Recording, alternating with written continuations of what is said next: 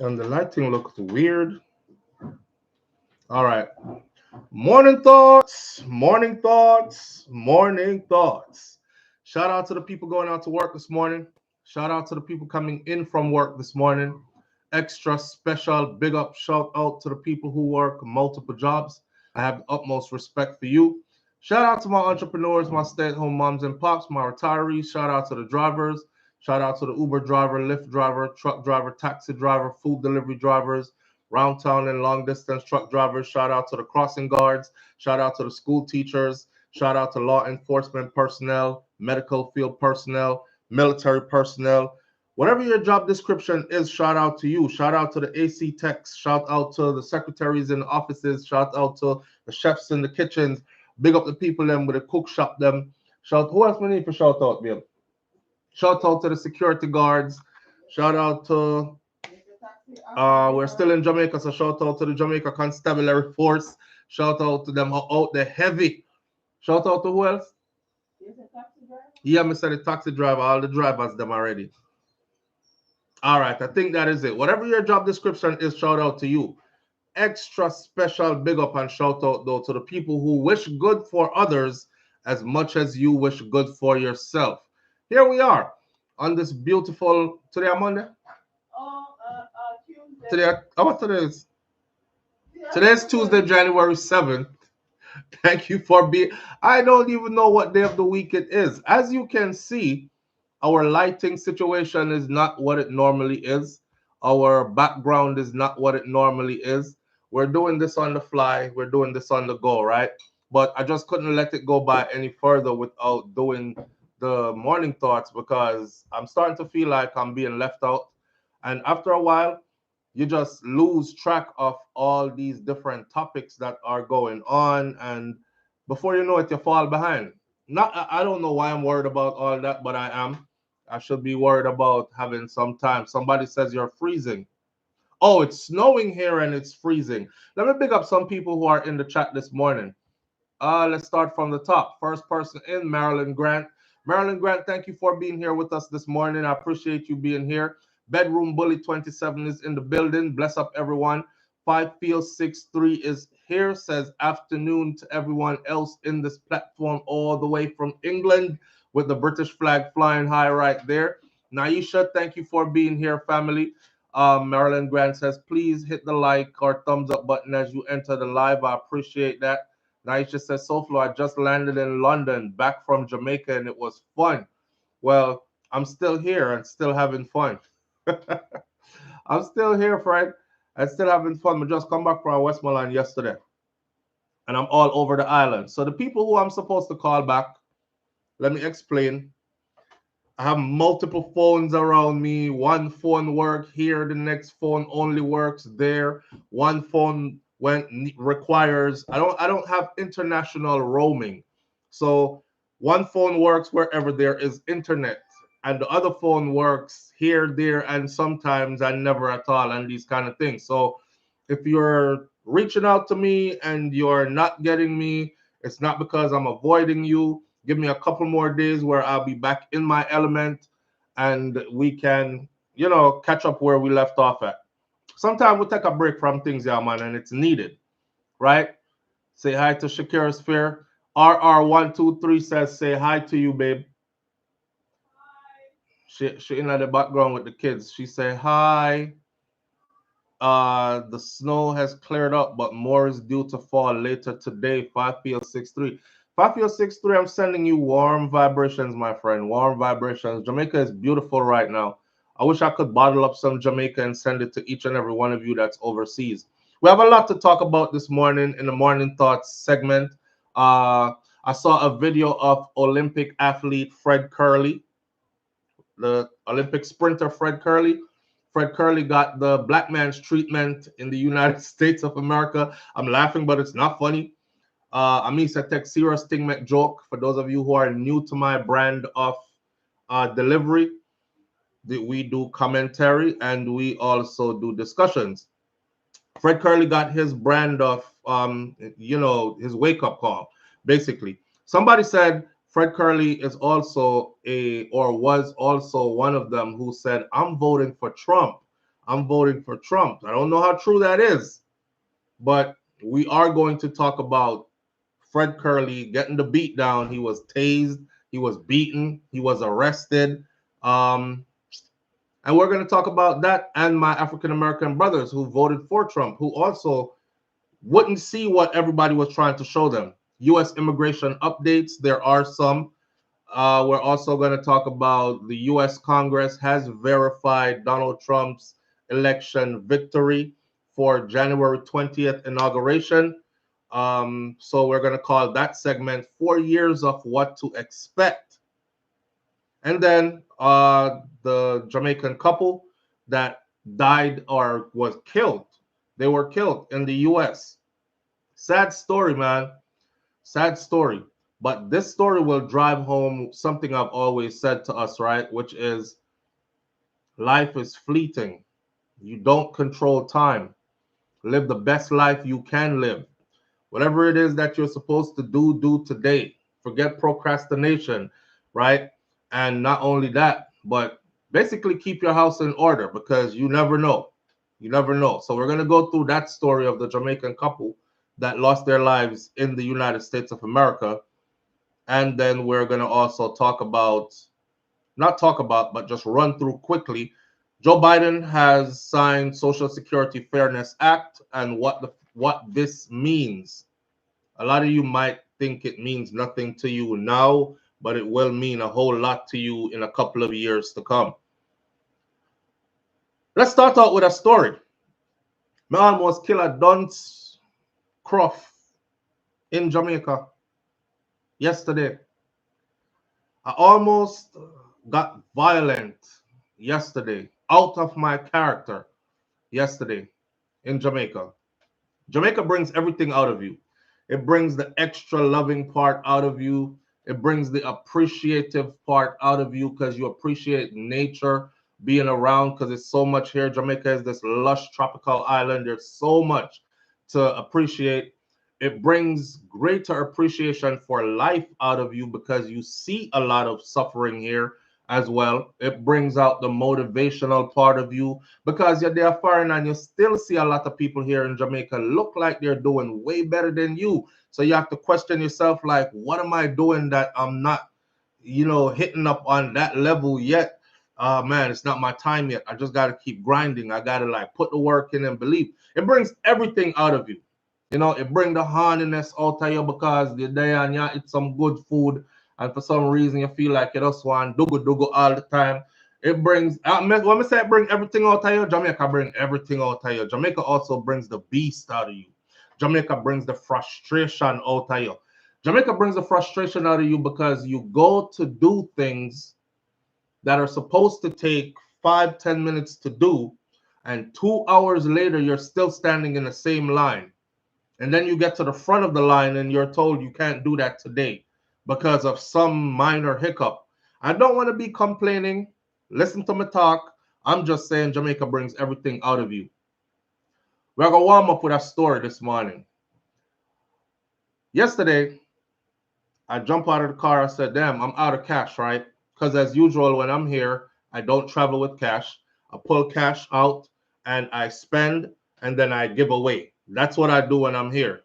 I pull cash out, I spend, and then I give away. Have no cash on me. So we see little basic stuff that we want to buy. Like the kids are like, oh, I want cheesy patties. Oh, I don't want cheesy patty. I want some chicken patty. Boom, juicy beef. When I have no cash. Boom, wifey wants some sorrel beer. Me want some of the, we don't have no cash. So I pull up and say, let me go to this ATM. I'm in a town that has a lot of people in it, and the place have 2 ATMs. And both ATMs have lines wrapped around the building and outside the door. The lines are inside the bank, outside the bank door, down the road. Yesterday I pulled up, I jump out, run down to the extra ATM that's at the side. I noticed nobody was in it. So I asked people, I said, this ATM, does this ATM work? Nobody answered me. There were 2 guys there, plat up here, And let me tell you something. Me have plot up here now too. But we soon take it out. But me have plot up here now too, just for this trip. Seeing so, and I have a lot of tattoos too. So I don't want you to think, oh, he only stereotyping talking about guys with plot up here and tattoos. These guys didn't have no tattoos, but I peep everybody as soon as I walk into a scene, right? So I pull up, I'm asking, nobody is answering me. So I stand in the line. Well, I went into the ATM and I tried to do it, and it wouldn't take my card. It kept flashing a red light. And then finally, a message comes up on the screen that says out of service. I said, damn, why didn't they just put this on the door that it's out of service? Because the whole time I'm standing there, everybody else that's coming is asking me. And I'm in the back of the line now, right? I'm the only person there that's answering everybody that gets there. But I just started telling people before they even get there. As soon as they press their face on the glass, I said, it's not working, you know. Over here, so the line there. So they jump in the line, right? They could have done that. Nobody answered. I realized everybody is all cold towards each other and super aggressive. And I'm in beautiful Jamaica where you're supposed to be like appreciative and happy. People are frustrated, cold, or the younger people are like a lot of them. They try to take on the persona of their favorite dancehall artist. Like the one that I'm about to give you a story about. He kept repeating lines from Tommy Lee's song, like Molly get pop, whole place get hot. He kept saying Molly get pop, whole place get hot. And he got his hair braid up. And he talking to everybody, all the women there. He keep looking at me. Never on dark glasses. But I'm looking at him, I'm sizing him up, and I'm like, okay, I have a blade. I'm like, if I hurt this guy, I'm gonna hurt him in a serious, serious way. And for some reason, my spirit already told me that me and him are gonna clash, but I don't know when yet. See, I'm quiet. I not say nothing yet. I realize the line outside I get longer, and none of us are making it into the bank to get to the ATM. Watch the story. None of us are making it into the bank to get to the ATM. People kept coming around us and going straight into the bank. But there's another line in the bank for customer service, not ATM. So I'm thinking they're going for customer service. The people are going in, and based on who the security guard knows already, or yeah man, want me G, yeah, big up yourself. Come in, man. Just going over there, so. And it took me like a good. I'm in line for about 20 minutes already. You know, just stand up there, and I'm watching, and I'm like, okay, so they're doing favoritism, and the security guard is sending all the people he knows into the damn ATM line, and we're still standing outside. I just want to draw some money and be on my way, man. I don't want nothing with nobody. Jamaica brings out the aggressive in you. I have an aggressive side to me. I just draw the door. I draw the door. I walk inside of the bank and I got loud. I stood in line, hear him about, sir, you can't stand right there. You have to wait outside in line. I said, I'm not waiting outside in line anymore. I've seen too many people pass me, and I've been outside for too long, and them stand up right in the same line when they should be behind me. He gonna have the nerve to ask me who you see in here that was supposed to be outside. Me not afraid of people. Me say him and him right that's up. Oh, well, you know, they probably went to the services lines first and then, you know, Mr. No, you let them in. By the way, start doing your friggin' job. You're a lousy security guard. Start doing your job. If you want people to follow the laws, start doing your job so the law-abiding citizens can actually follow the law. Otherwise, everything lawless, right? Is who just bust door and go in and push them way forward. Sir, we can't take all that noise in here right now. We don't need the noise. I said, watch this.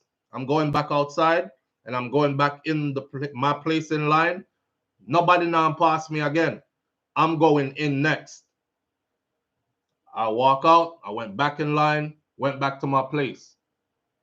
Him start let people in. The whole time the security guard there staring at me like him want to do me something. So I'm staring back at him like, but mind you, this time I'm still under some serious dark glasses like you can't see my eyes. But I'm still sizing up the security guard. But I know him have a problem with, you know. I have a problem with the two youth them with the plot up here that looked like they were actually playing security guard for the line outside. They were outside basically intimidating people, and who know them, they give them a little small money and they move them to the front of the line. Because the guy with the braid up here, he wanted to go inside to use the ATM as well. And I couldn't tell until last minute. He was selling his position at the front of the line. And then he would open the door and just push people in. After them give him a little money, I don't know how much them give him. Must say like $100, $200, 300, 500. I don't know. But they're greasing his palm. I'm looking at him. I'm like, who the hell made you a security guard? Him out here in a polo slippers, his big crack up foot back heel hanging off the back of the polo slippers. He got on some shorts, and he's definitely not in security attire or any official anything. May I tell you, So long sleeve hoodie, long braids, lick them black like, and he looked high as hell. And he just constantly just talking. You could tell the people are intimidated by them. Like, boy, I'm in the know if them boy look like gunman, I'm afraid of them kind of thing. So they keep putting who they want to go to the front of the line. When I came and I told them nobody else now move past me, that's when he finally went in to use the ATM, the one with the braids. So I was like, oh shit, I thought he was just hanging out here. He was controlling the line from the front and making money outside before he goes in.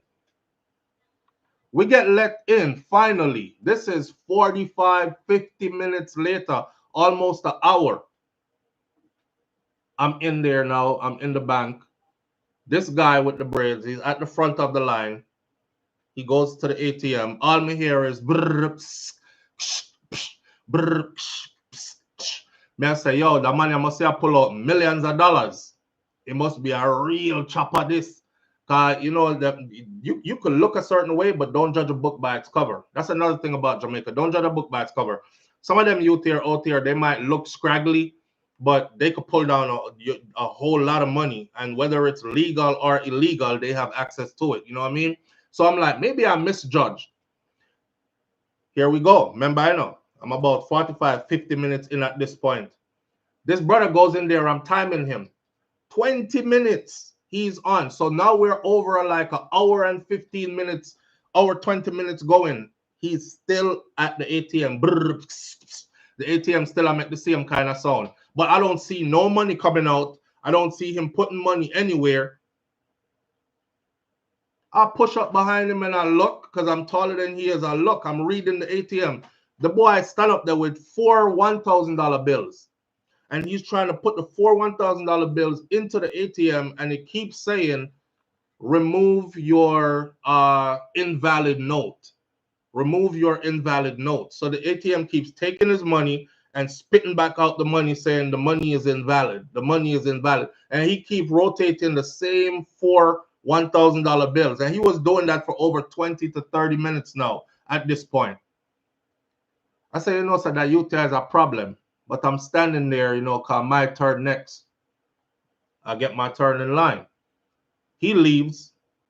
There's the woman between me and him now. Cause when we leave to go talk to the people in the bank, a woman came and so I just let her go in front of me because I'm not gonna stay there and argue with the woman. Right? We've been standing here long enough. So she was behind me before. I let her go in front of me this time. Which she's right behind him. So after him get off at the ATM finally, he decides to go to the service line, go find out why his 4 $1,000 bills aren't working, I guess. Me don't know what them tell him, sir.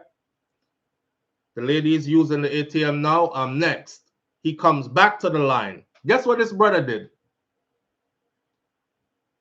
Soon as the lady in front of me done using the ATM, my man slides in front of me and tries to bump me out the way to go back to the ATM. So I'm like, yo, nah, bro.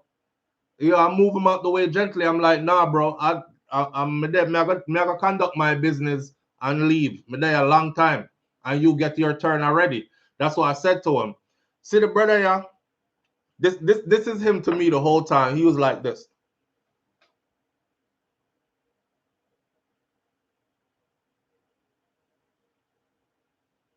He giving me some movie crazy eyes, like it must some bad man from some gun film or something.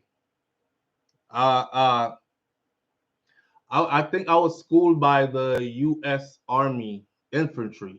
Stellar asshole when I need to be, right?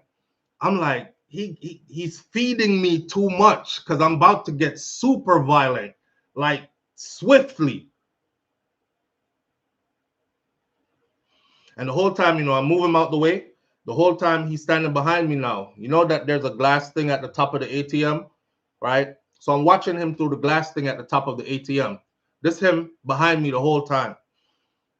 And he got a bag that sling across all of them carry one bag, sling across them body. Now he putting his hand in his bag that sling across his body and all that. You already know what's going on in my mind, right? So I'm watching him through the thing. I timed him, and then I just turned around and caught his eyes. Bam! I made 4 with his eyes. I say, you all right? You good? He say, yeah, man, I'm good, man. Everything good, man. I can't tell y'all how. Oh, long story short, when I get to the front of the line, the ATM is rejecting my card now. The security comes over there and goes, is this an international card? I said, yes.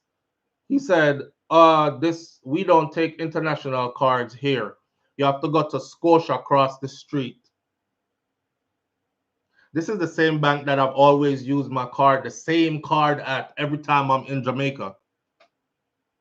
So I stand up in a line for like 1 hour, almost 30 minutes, only to get there and go through all that, only to get to the front to hear, we not take international card at this location. You have to go to at this bank. You have to go to Scotia across the street. I said to the security, I said, every time I'm here, it's the same machine. You know what?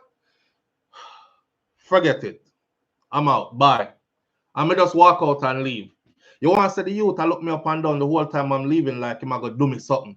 And I realized when he was in the line and he was talking about him dog them and them soon circle the place and pick them up. And they're using that kind of language to make everybody feel like, yo, them are some dangerous youth, them man, and them have some people where I gotta circle the place and pick them up.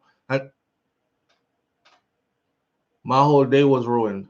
Well, not really, because I've been telling wifey since we've been here, adjust, adjust, adjust. That's all you have to do is adjust. Because if you don't adjust, your whole day will be ruined, right? So I was angry. You ever been angry to the point where you really want to do somebody something so till you like start have the shakes, and you feel like the only way to get the shakes off of you is to like do it?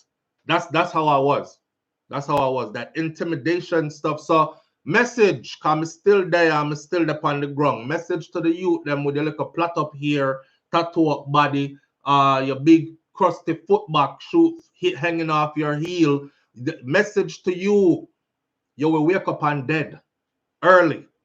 Not everybody is afraid of you. You understand? Now carry yourself with some decorum, carry yourself with some respect regardless. And not because people not loud and brawling and brash and aggressive, it doesn't mean that they're a pushover, and it doesn't mean that you can do things to them or take advantage of them and get away with it. I understand also that that youth was pretty young, because I heard him in the line saying, then oh, that brother here looks so old. I'm sure so me go to school with him. I'm a graduate, me go to school, I'm a graduate school, I'm 19. So I said, okay, I got a son that's that age. So I start looking at him as somebody's child.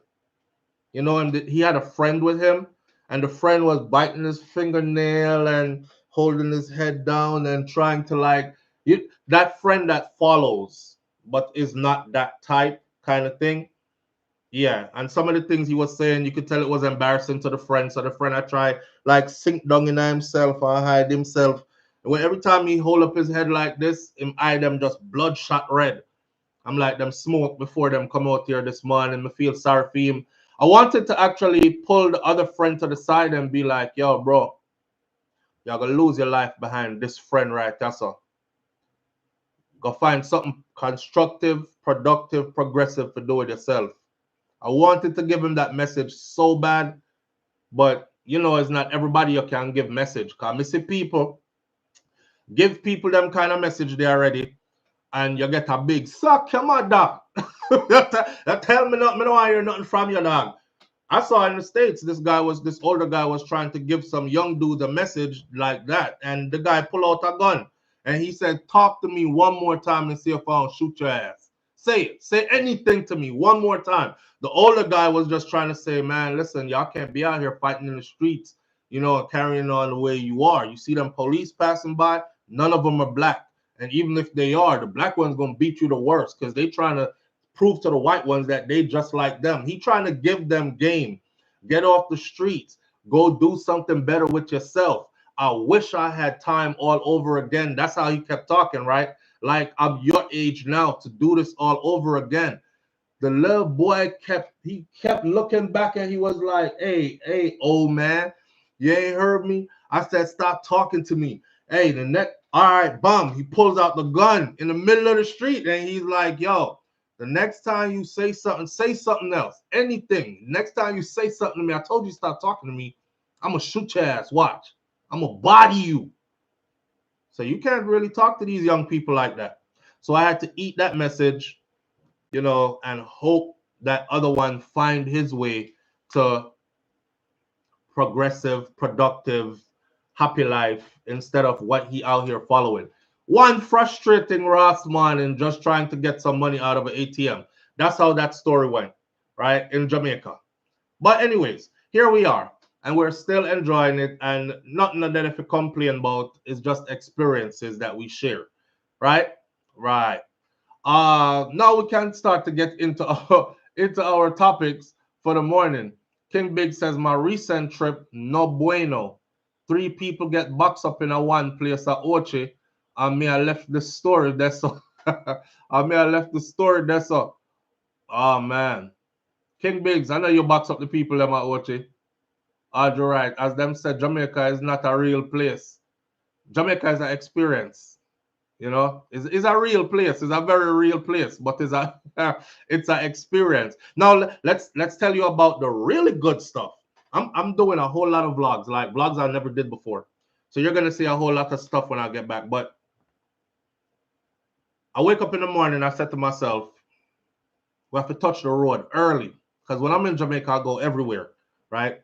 So we have to touch the road early today.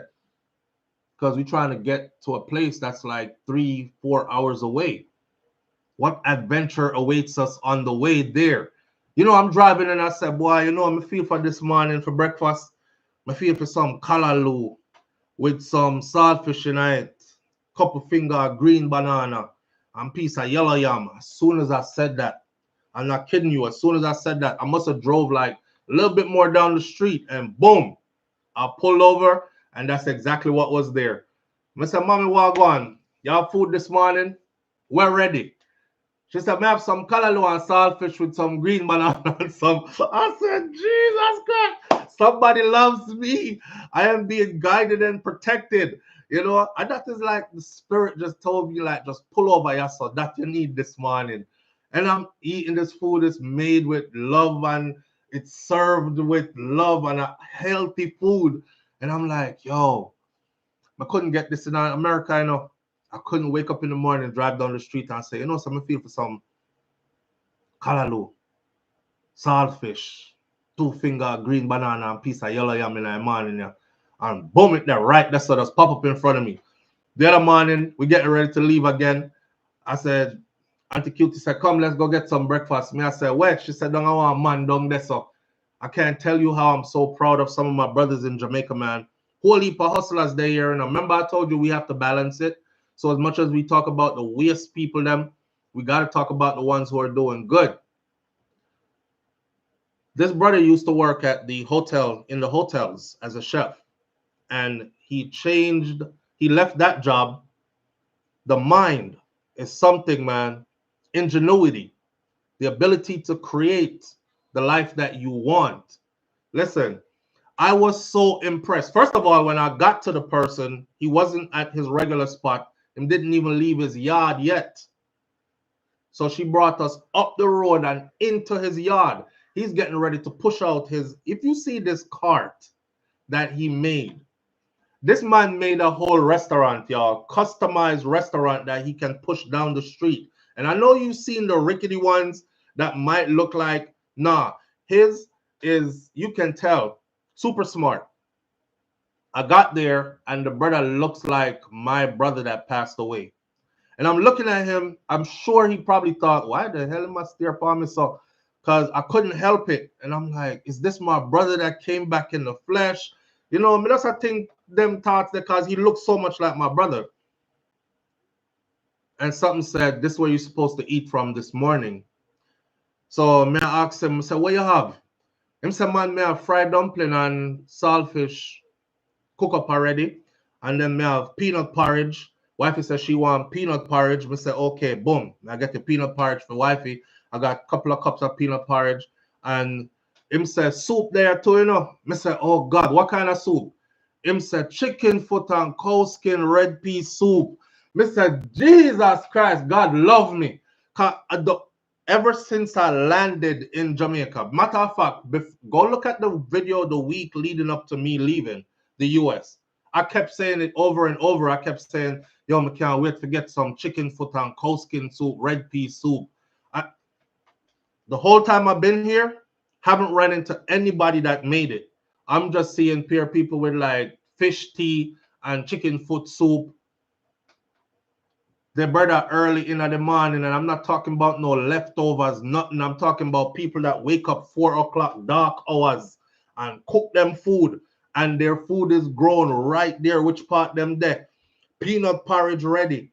Saltfish cook up with dumpling ready. And the dumpling them, I don't know if you put sugar in them or something, but the dumpling them, the nice and soft and sweet, crispy on the outside, soft on the inside. Because, yo, the soup, bad.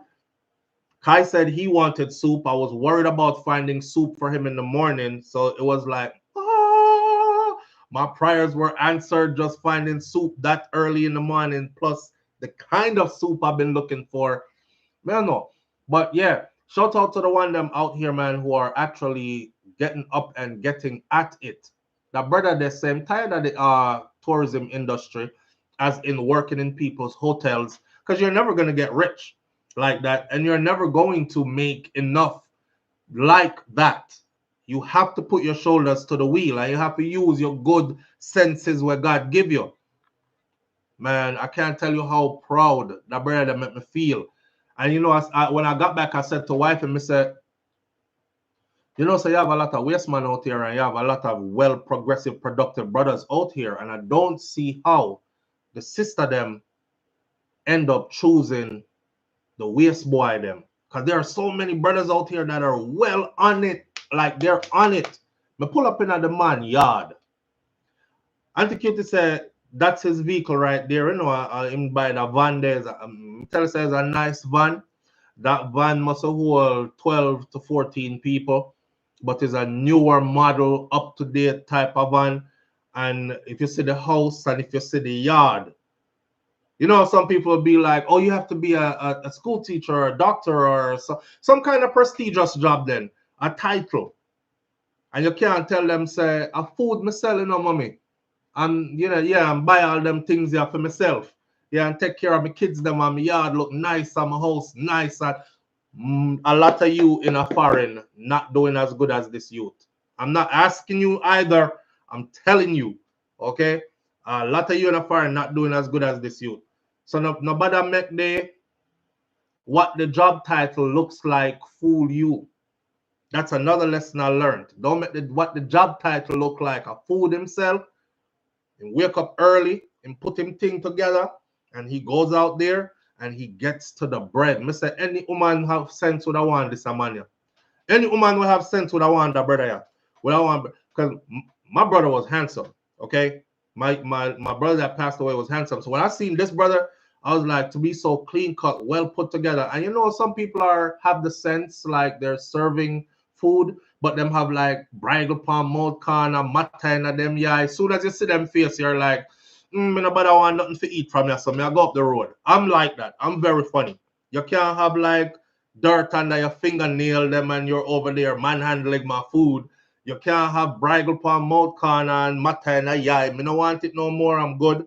Me I go somewhere else. You can't have like whole heap of fly round you. You can't have hawk and all these are things I've seen. People selling food right next to where they dump all their garbage. And fly, you could hear the fly them swarming. That's how loud they were and how many. Buzz, how many. I walked away from spots like those. I walked away from spots where I jump out, I got on Spur Tree Hill and jump out. Boom, what him have? Porridge soup, one of those early in the morning. Here the brother go tell me now, yo, my general, park the car properly now. You see, when me jump, that was my cue to jump back in the car and drive away. Because as soon as I jumped out, my spirit never take theme spirit. And the fact that him, yo, my general, park the car properly now. Brother, a long time me a drive, I never have an accident yet and don't need you to tell me if you park a car properly. But the stench that hit me when I got out that car, it was like 1,000 men shitted somewhere around that area right there. So I was like, ooh, what's that smell? And as soon as I said, oh, what's that smell? I heard, General, park the car properly now. I said, yeah, park it properly. All right, my Gene, I say a word. I jumped in that car and I drove off. I was glad I did. I drive go to St. Elizabeth and meet two women, an older woman and a younger woman running a cook place out of St. Elizabeth. My God. First of all, when I got to this lady's place, the first thing I'm watching the chicken fry on the big open fire. And me I said to her, I said, Mommy, the chicken them ready. Them look ready from over here. So she said, no, baby, them not ready yet. You have to get some time. I said, no, Mommy, them look ready from right over here. So I can tell so them ready, them look brown and nice. She said, she start laugh, right? She said, what you want? I said, what you have? She was like, me have. She started telling me about the soup and the porridge and why I seen the girl on the side serve curry goat to a brother with a plate where she chop up a little piece of chicken in the plate and the curry goat and you know them do the plate already, rice and peas and everything. This is early, you know, fresh cooked food early, you know. I'm going for soup because I'm thinking it's morning time and they only have breakfast stuff like maybe some soup, but definitely porridge and stuff. I look like this. I seen my man with his plate. I was like, yo, where are your plate, bro? Him say some curry goat, man, and stuff like that. Me say, Mommy, why you not tell me say you have curry goat? Give me the goat, please. I want the curry goat. She really start laughing. She was like, you want the goat for real? Me say, yes, please fix it up just like how you fix up for him. She went in the pot. She took out, she said, let me find you one piece of chicken. I'm not charge your feed. Because you're there, I talk about the chicken already. Me, I tell you the chicken already. Wait a little 5-10 minutes, all right? Make the chicken cook some more. And she take out piece and chop it up, boy, for my curry chicken, for my curry goat. And sprinkle the curry goat gravy. She said, you want the gravy on the food? I say, yes, please. If you must not be Jamaican if you haven't tried fried chicken with curry goat gravy.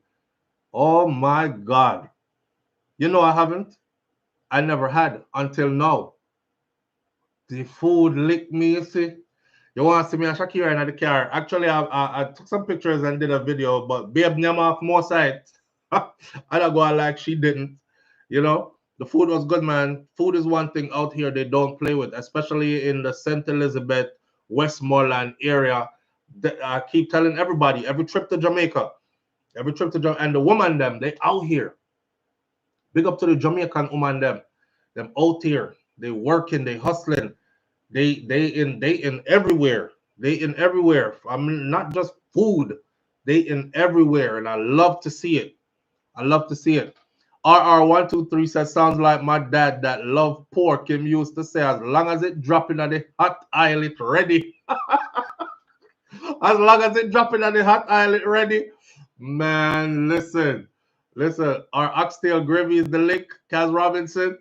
Yeah, my mom, when she had a restaurant, she used to have to like make the oxtail with the gravy long. And then, you know, them metal serve or something that she used to have to like take off the gravy there and have it sit down just for people who are like, could I have a, then we come in and ask for fried chicken with rice and peas and something with oxtail gravy. Because for a long time, she used to be like, you're not buying oxtail, so you're not buying oxtail, so what you want oxtail gravy for? I said, mommy, you can't run a restaurant like that. You can't do that. You have to, you have to accommodate your customers. Yeah. But them not, oxtail expensive. Them not buying oxtail, but they're asking for oxtail gravy. I slick them slick. So she had to start, do it specially for that. But me never have the curry gravy. I mean, I talk about curry chicken. Maybe the curry chicken gravy work the same way. But this I come off of the goat curry gravy and some fried chicken. And I think it's the best fried chicken next to Auntie Cutie's fried chicken that I've had in Jamaica. Yeah. Flo, you're giving big back right there. Yes, I'm giving all big back energy. Batches is nothing but big back energy may I give. Me not have nothing else to give. I'm telling you, when I'm in Jamaica, I eat. I eat. And the thing is, the food don't make you put on the weight like that. Like me eat and then me hungry again. Like right after me done eat, I'll be like, oh, I'm so full right now. 2 hours later, I'm like, when you eat? But I forgot find something. So me feel like, yeah, me feel like me could have got for two patty out of juicy. Yeah, me not go with the cheesy one them. Me like the chicken patty them out of juicy. Yeah, wifey don't like the chicken patty for some reason, but I love them. And Kai don't like the beef with cheese because he doesn't eat cheese. So him just want pure chicken patty too. And I go eat one of them. Lord God, now I'm addicted. So every time I go buy a juicy beef now, I have to go in there and say, give me 4 cheesy and give me 4 chicken and give me 2. Be a big back energy. Be a big back energy. Jamaica nice, yeah, man. Jamaica nice. There's so much here. Being here, I was looking at the kids this morning and my picking them get bite up by mosquito. Oh God, y'all should have seen Kai the first 2 days we were here. It looked like one mosquito was farming a colony on his face. Like the mosquito is a farmer. And the mosquito did a dig for plant which part the cocoa and the dasheen and the yellow yam for go and stay. He must have thought he found a good piece of real estate. Can work up Kai face right there, son. Kai had like 6, 7, 8 in a circle, just big. Him face get bite up. Him get bite in his center him forehead. I woke up this morning. Milani last night get bite on her eye. Then all up our hands. Mosquitoes. The mosquitoes here. They will deal with you ragged. And them not bite the other people them. Them biting you. So it's because your blood is new to them. I guess you carry a different kind of scent or something. Don't know what it is. I found that when I drink Campari, the mosquitoes them stop bite me. Campari is a bitters. I'm not telling you to go drink up alcohol and get drunk like how I was at the Vibes Cartel concert. And on the Vibes Cartel concert, my friends, for those of you who have heard me, watch this. This is my phone that is from the US that only works when I'm in certain places in Jamaica. But me did have it with me at the Vibes Cartel concert. When me tell us I did drunk. But before we go into that though, watching the kids this morning, and I thought they will learn to appreciate because when them go back up so them have like pool in them backyard and them yard totally fenced in. Here they them have the banana piece around the property and whole heap of land space to run up and down. Mosquito run them down, bite them up. Up there it's like, man, can we go to the park? Can we go to the bouncy house? Can we go? Then Malani have dance. We don't know if we put Kai yet. Kai seem like him no one doing nothing except for brain stuff, but we want to get him physical. Them them house big and nice. Them have some big car, something where them drive around in the house, all kind of something like that. So being spoiled like that and then coming here and not being able to disconnect from all that and come actually be around real people and appreciate real life happening and these kind of things. I think it'll do a number for them, right? Guess what I found? Guess what I found? I thought I was super drunk. This I must have been out of this world drunk. And like I said, for those of you who didn't catch my experience of, it's not my review. Some of you are confused. My experience at the Vibes Cartel Freedom Street concert. For those of you who didn't catch it, I was done. In the UK, we say shit face, mate. I was done, gone, couldn't come back. I thought so. Why I pick up my phone yesterday and I'm having a drink on the back veranda there looking out into the hills. Beautiful view here in the hills where I come from, you know. And guess what? My phone, watch out. I'm not gonna play them all of them for you, but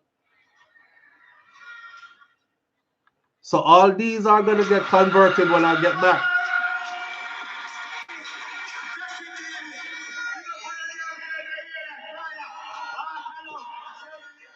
I have a whole lot of footage from the concert and all the stuff when me tell people say me never see. I apparently did see. Here's Spice and Cartel, and then here is Tommy Lee on the stage, and then Popcorn takes the stage, and then me have all right fireworks going off and everything, and everything. I will wake up the next day. I felt like, damn, I missed the whole night. Me don't remember nothing. I, I think it's that part where see it there.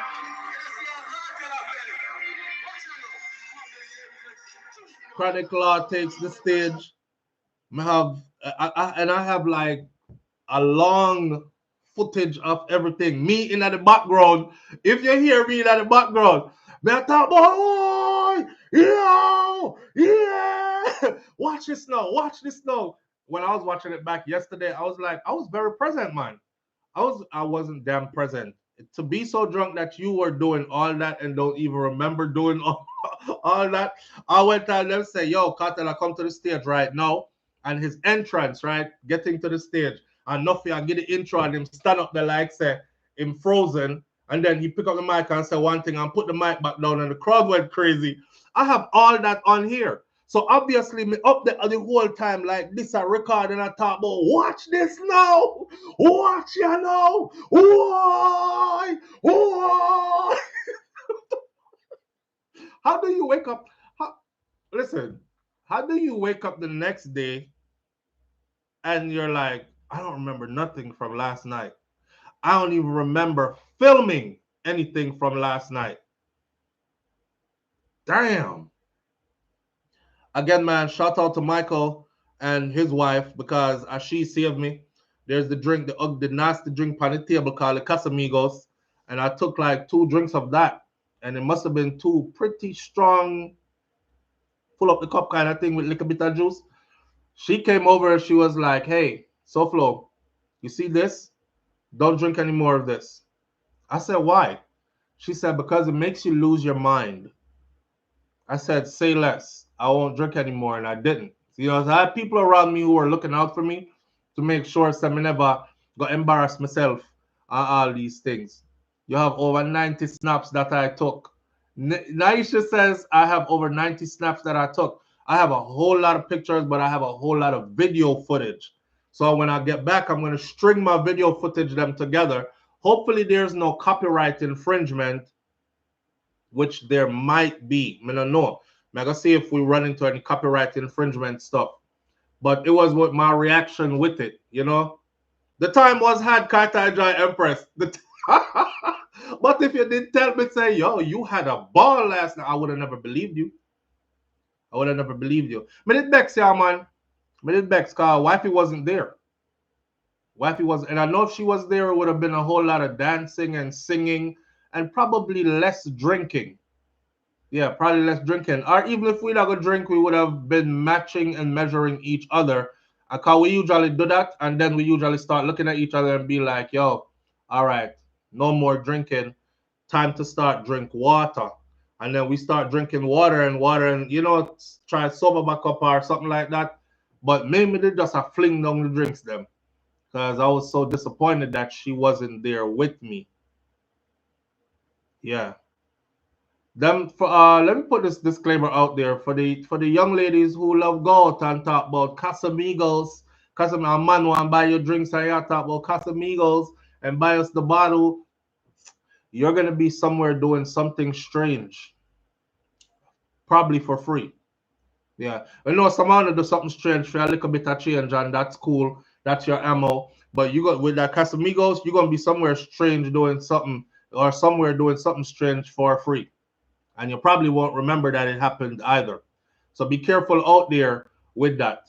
Hopefully not for some change. Hopefully not at all, Banches. Hopefully not at all. Somewhere doing something strange for free. Yeah. Them drink the I don't know. It kind of reminds me of a drink I had in Germany. I forgot what it's called, and they have a worm in the bottom of it. But that drink, we were told not to drink it, and a soldier went and drank it, and the soldier actually found a store front that was glass, and take off him clothes and back up and did 100-meter sprint full speed, blowing at the people them plate glass. Do you know how hard it is to break them big old tempered glass that like what you see at the bank?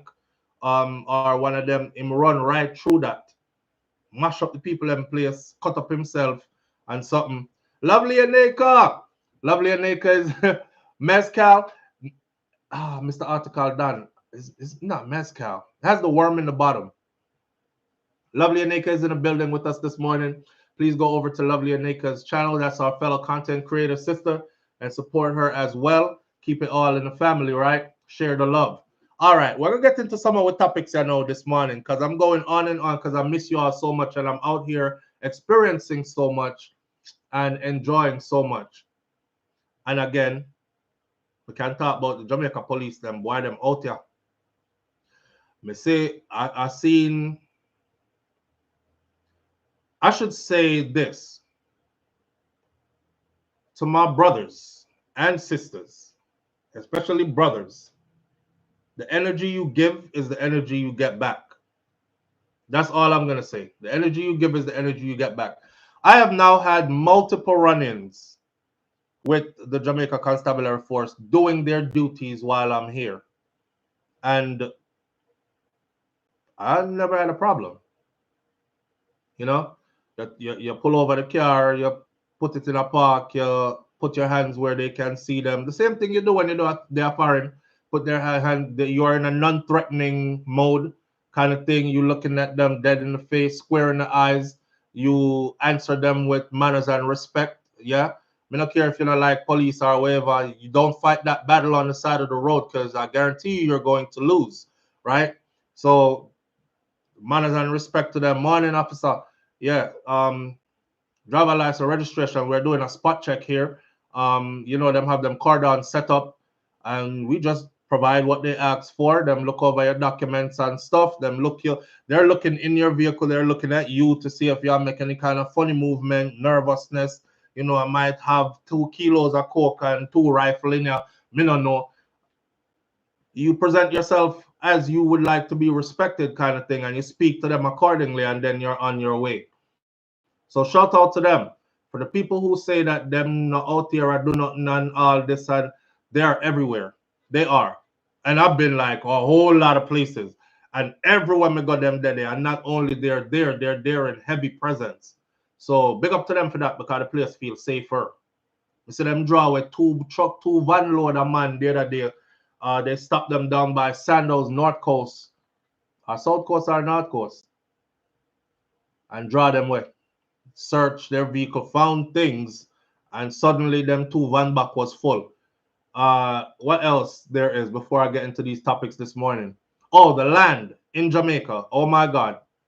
The land in Jamaica, they are coming for it. Foreigners are coming for it. A lot of Jamaica itself is beachfront property. A bragging right for wealthy people is this. Watch my words. A bragging right for wealthy people overseas is this. I'm flying to the Caribbean for vacation. Oh, where are you going to be staying? Oh, no worries. We have a vacation beachfront property there. You're a piece of property. I'm realizing around Jamaica, it's a lot of property that is beachfront, seafront property that great grandparents dead left, grandparents dead left, and you catch up a foreign and telling yourself about you're not going to go collect and you're not going to go. Me no want nothing to do with it. You know, my grandfather left and dead and left, and my father dead and left, and me no want nothing to do with it, my friend. I'm gonna tell you, I'm driving past these people place, and right now, I don't know big fancy house up on it. But I'm looking at the places and I'm saying, I wonder if them people here in them board house here where they are seafront know that they're sitting on millions of US dollars. I wonder if they know. And you know, we pull up sometime and we're gonna get something for some food to eat, because them have a restaurant there and we chuck off and swim and these things, and to watch these people wake up in the morning, exercise on the beach, go swimming with their children, you know, and this are them life. And go right back in them house, go cook breakfast or something, and come back outside, come sit down on beachfront again. That I'm like, I wonder if they know. You know what I realize is happening? Real estate is booming right around them. You can tell all the houses that's been there for like from Wapikin did fill up, as my grandmother would have said, from way back in a when. Them houses that did it from way before me even born, me can't tell. Way but them look like before my grandparents them house. You could see the new developments around them. Be a big 2 and 3 story houses and gated community on the hill overlooking the people who have been there for the longest, who are right on the seafront. Eventually, these people on the seafront, they're gonna die out. That's life. You're not here forever. I'm asking all my Jamaican people who have people in Jamaica will live in a them kind of place here. I'm asking you to go home. I'm not saying this is another reason why I mean not tell if you go home, go try capture your people, them land. I'm telling you to form a bond and a relationship with your people and stay close to them, so that when it is handed over or it passes naturally to you, the younger generation, that's the only way you're gonna keep it. The only way. There's so much land, prime real estate in Jamaica, that somebody passed away overseas, run left Jamaica, gone, so them now come back and they just watch it for a while. And after a while, them like, yeah, you know, so the man for that him dead 10 years ago, you know. In come all the investors. 2 million US, 2.5, 3 million. I'll give 3.5, 4. They start bidding off all your stuff. They start bidding off all your grandparents and great-grandparents stuff. May I talk about prime seafront real estate, my friend. Caribbean, you wake up in the morning, every tree seem like the tree want to feed you. Y'all don't get that where you from. Unless you like got one like a backyard overseas where you plant stuff in a. This a wild. I grow Jamaica food, wild. Ackee tree them loaded. Breadfruit tree, banana tree. You just see food just everywhere upon these pieces of properties or these lands. Some of them just up on the side of the road. I'm driving around with Auntie Cutie. Auntie Cutie, I tell her, she said, a dandelion, that, you know. You know, and even Wifey was like, Wifey is going to have some good videos, because she's doing what I should have done when my grandmother was still here and my grandfather was still here. She go outside with Auntie Cutie and her camera. Auntie Cutie is walking her through the bushes. And I tell her the different kind of bush them. This a search my heart, you know. The one here name, this a dandelion, this a that. She's learning the herbs. And they're telling you what they use them for. This good for high blood pressure. This right here, so help you fight. Them no like when you talk them something that. Who didn't know, say, guava tree leaf was good for the big C? And man, I'm just learning a whole lot, soaking it up. So just happy to be here. Not only just happy to be here, coming on a tourist, but I'm happy to be from this. That being in Jamaica and the longer you're staying here makes you more proud that damn, this is my background. This is where I come from. Like this, I'm from these kind of people. Like, yeah, man, me feel the Caramanti people. Me feel aware. Me feel empowered. That's the word, empowered. But the real estate boom, guys, it's real here. It is super real here. With Bella Corner, I said to wife, I say, a seafront property to this, you know, I wonder if them people I know say, and as soon as I said that, I said they're coming for it. They're coming for the land. I can tell. God take me if I lie, me I tell.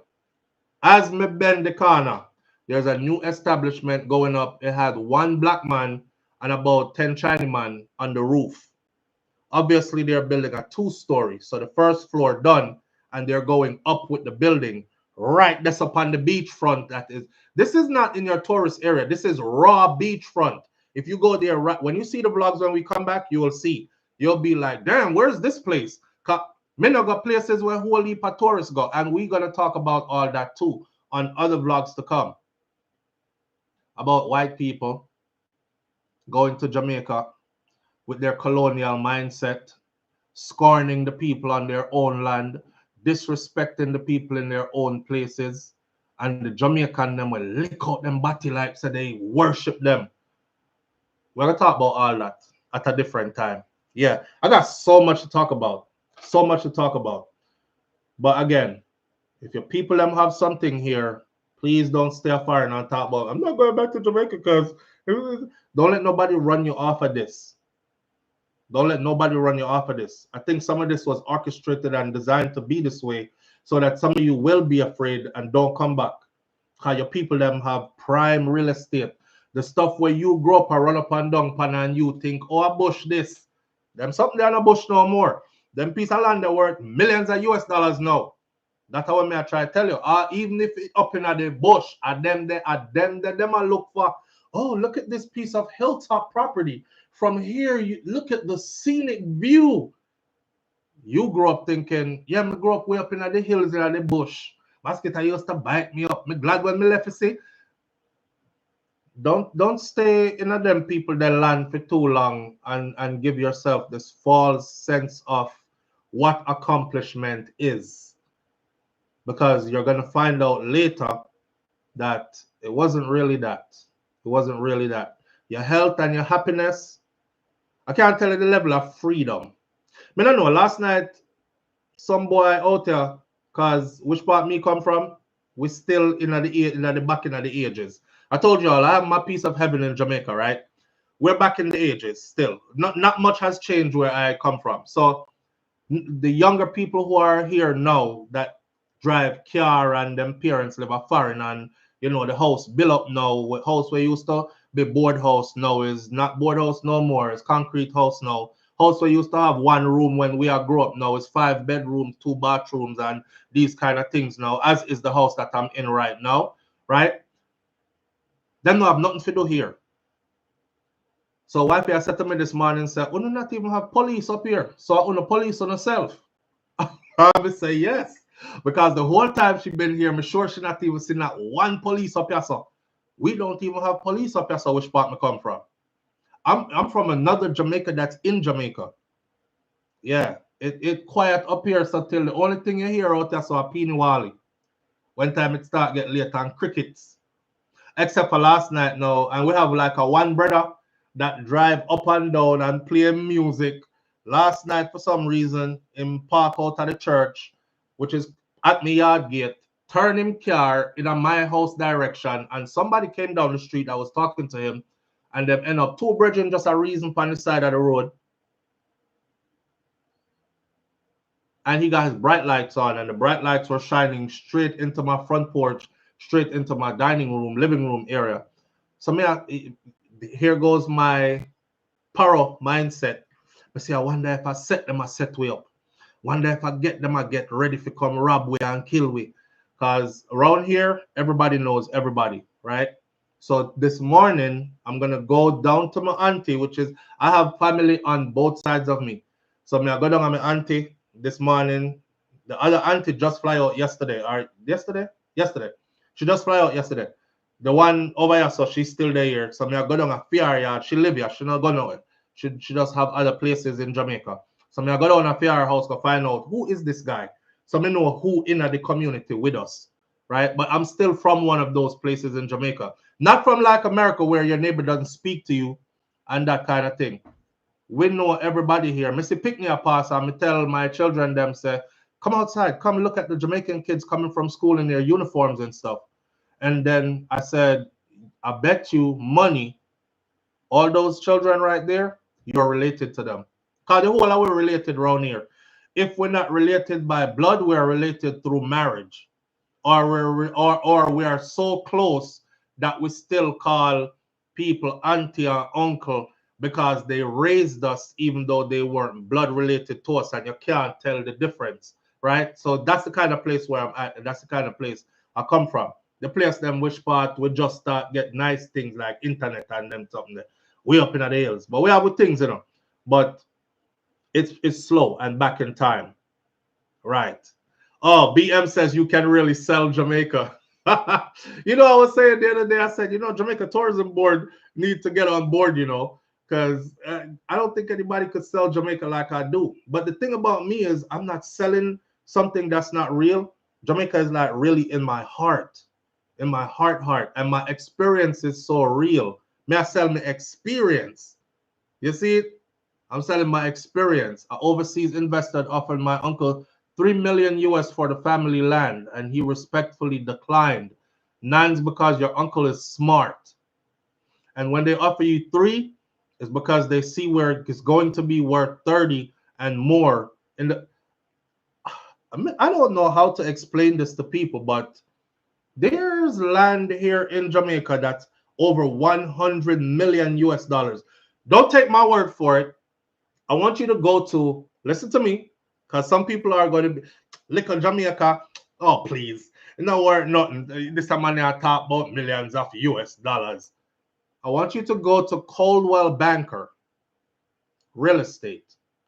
Type in Google, Jamaica real estate, Coldwell Banker, and go on and look and see for yourself. I see some rotted property, so you see. I mean, I talk about stuff where people build up big house and foreigners have come and have, amassed their wealth and put it here. So I'm talking about just real estate with nothing on it. A piece of seaside land that I saw.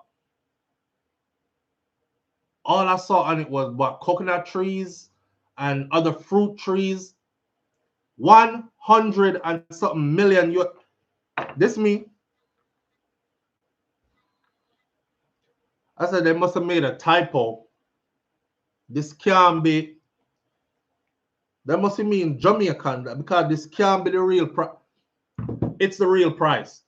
Over 100 million US dollars. It's the real price. So when I'm telling y'all, this is a lot of us can't come home neither because of what you've done to your family too. Come here, talk to some people here. I hear stories about, people that they were good to, people they grew up with, people who reached the other side and felt like they reached heaven. So them just cut communication. Stop call, stop talk, stop write. You can't call them, change them number upon you. I please encourage you to not be those kind of Jamaicans. Do not ever be those kind of Jamaicans. Dr. Michelle, thank you. I appreciate you greatly. Dr. Michelle says, yes, I would love for you to talk about the white expats moving to Jamaica with their inherent racism. Recently in an FB group, and see one of them discouraging a returning resident who wanted to move to Portland. I was so mad. I'm going to save that topic because that topic is good. We've experienced things while we've been here. I think we need wifey to be on that topic with me.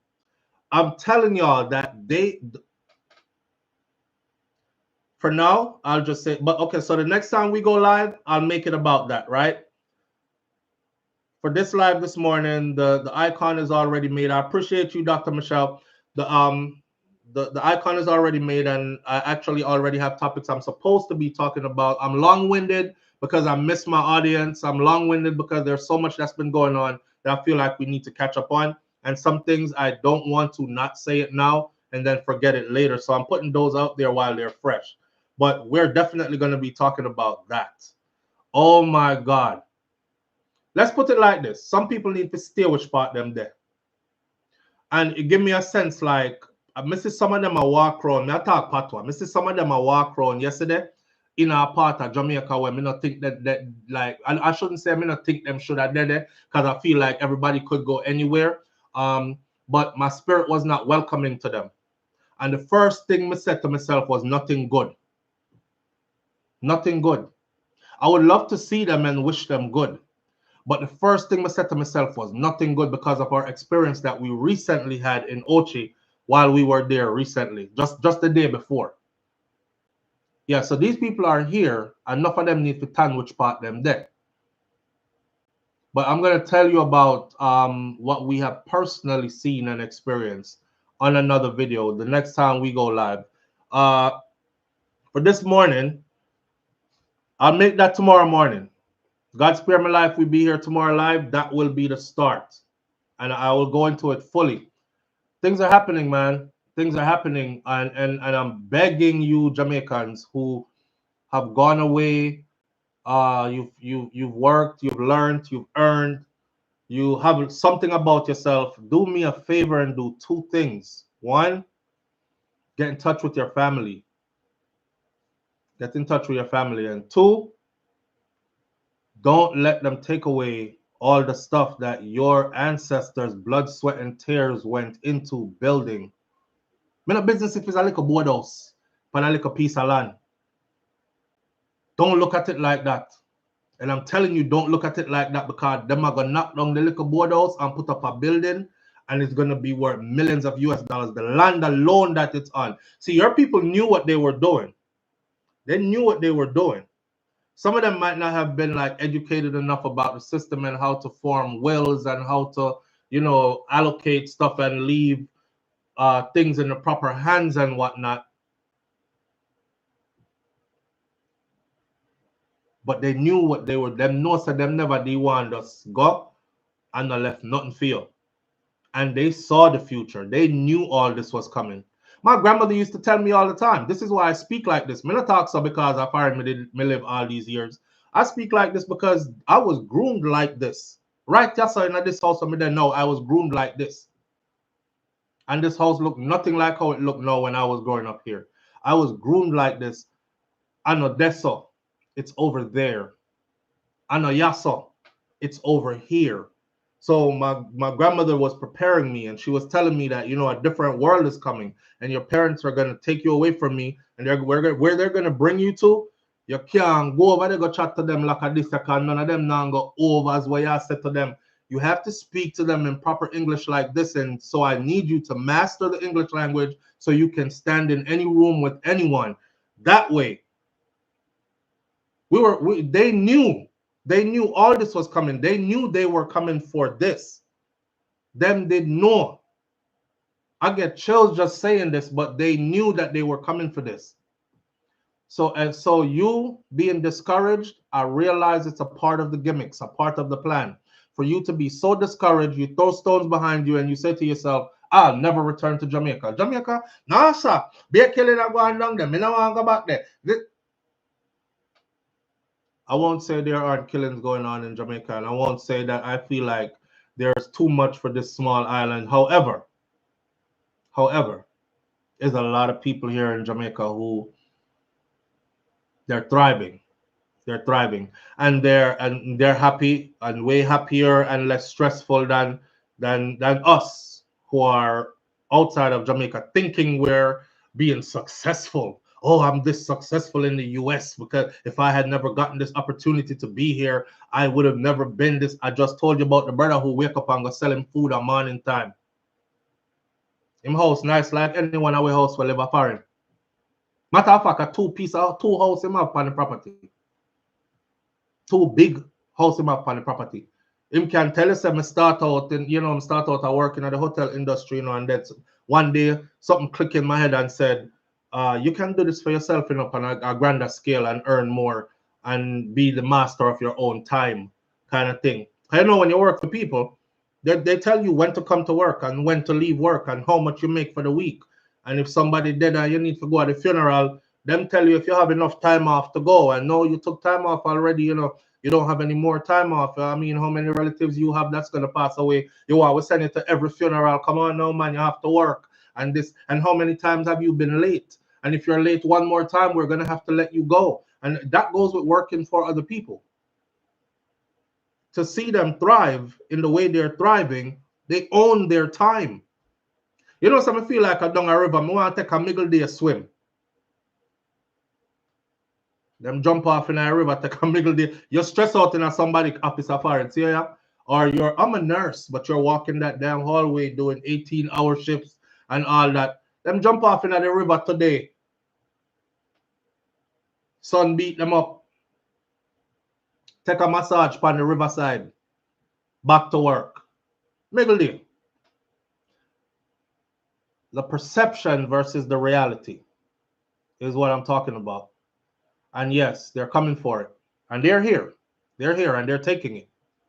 They're taking it. I'm doing a whole lot of filming while I'm here. So you will see, and I will do the voiceover talk so you know exactly what I show you and exactly what it is. And I'll put myself in the videos and I'll say everything that needs to be said. So we will catch up more on those topics. BM says, real talk, SouFlo. That's the reason I'm doing what I'm doing in Jamaica. Man, listen. A lot of you have forgotten your families. That's why you're afraid to come back. Because you don't have nobody to welcome you. You will only get the tourist experience.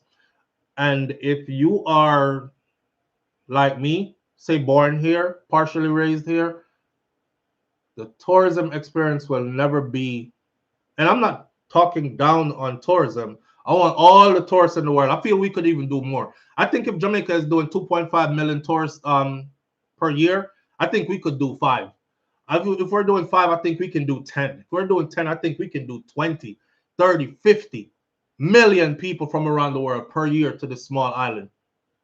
On a personal level, though, the tourism experience for me is here. And then there is Jamaica. You understand? So I could check in somewhere and get the tourist experience.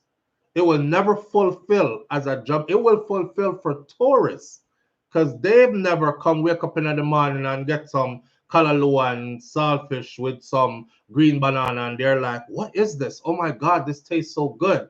For me, this is in my blood. So if me go in a tourist place, go eat it, me like, Miss Joyce with the cook shop down so why me I left you say yeah man, cause me know where the best fried chicken and me know where they go. Then she season it the way or we like the thing. It's just a different complete experience.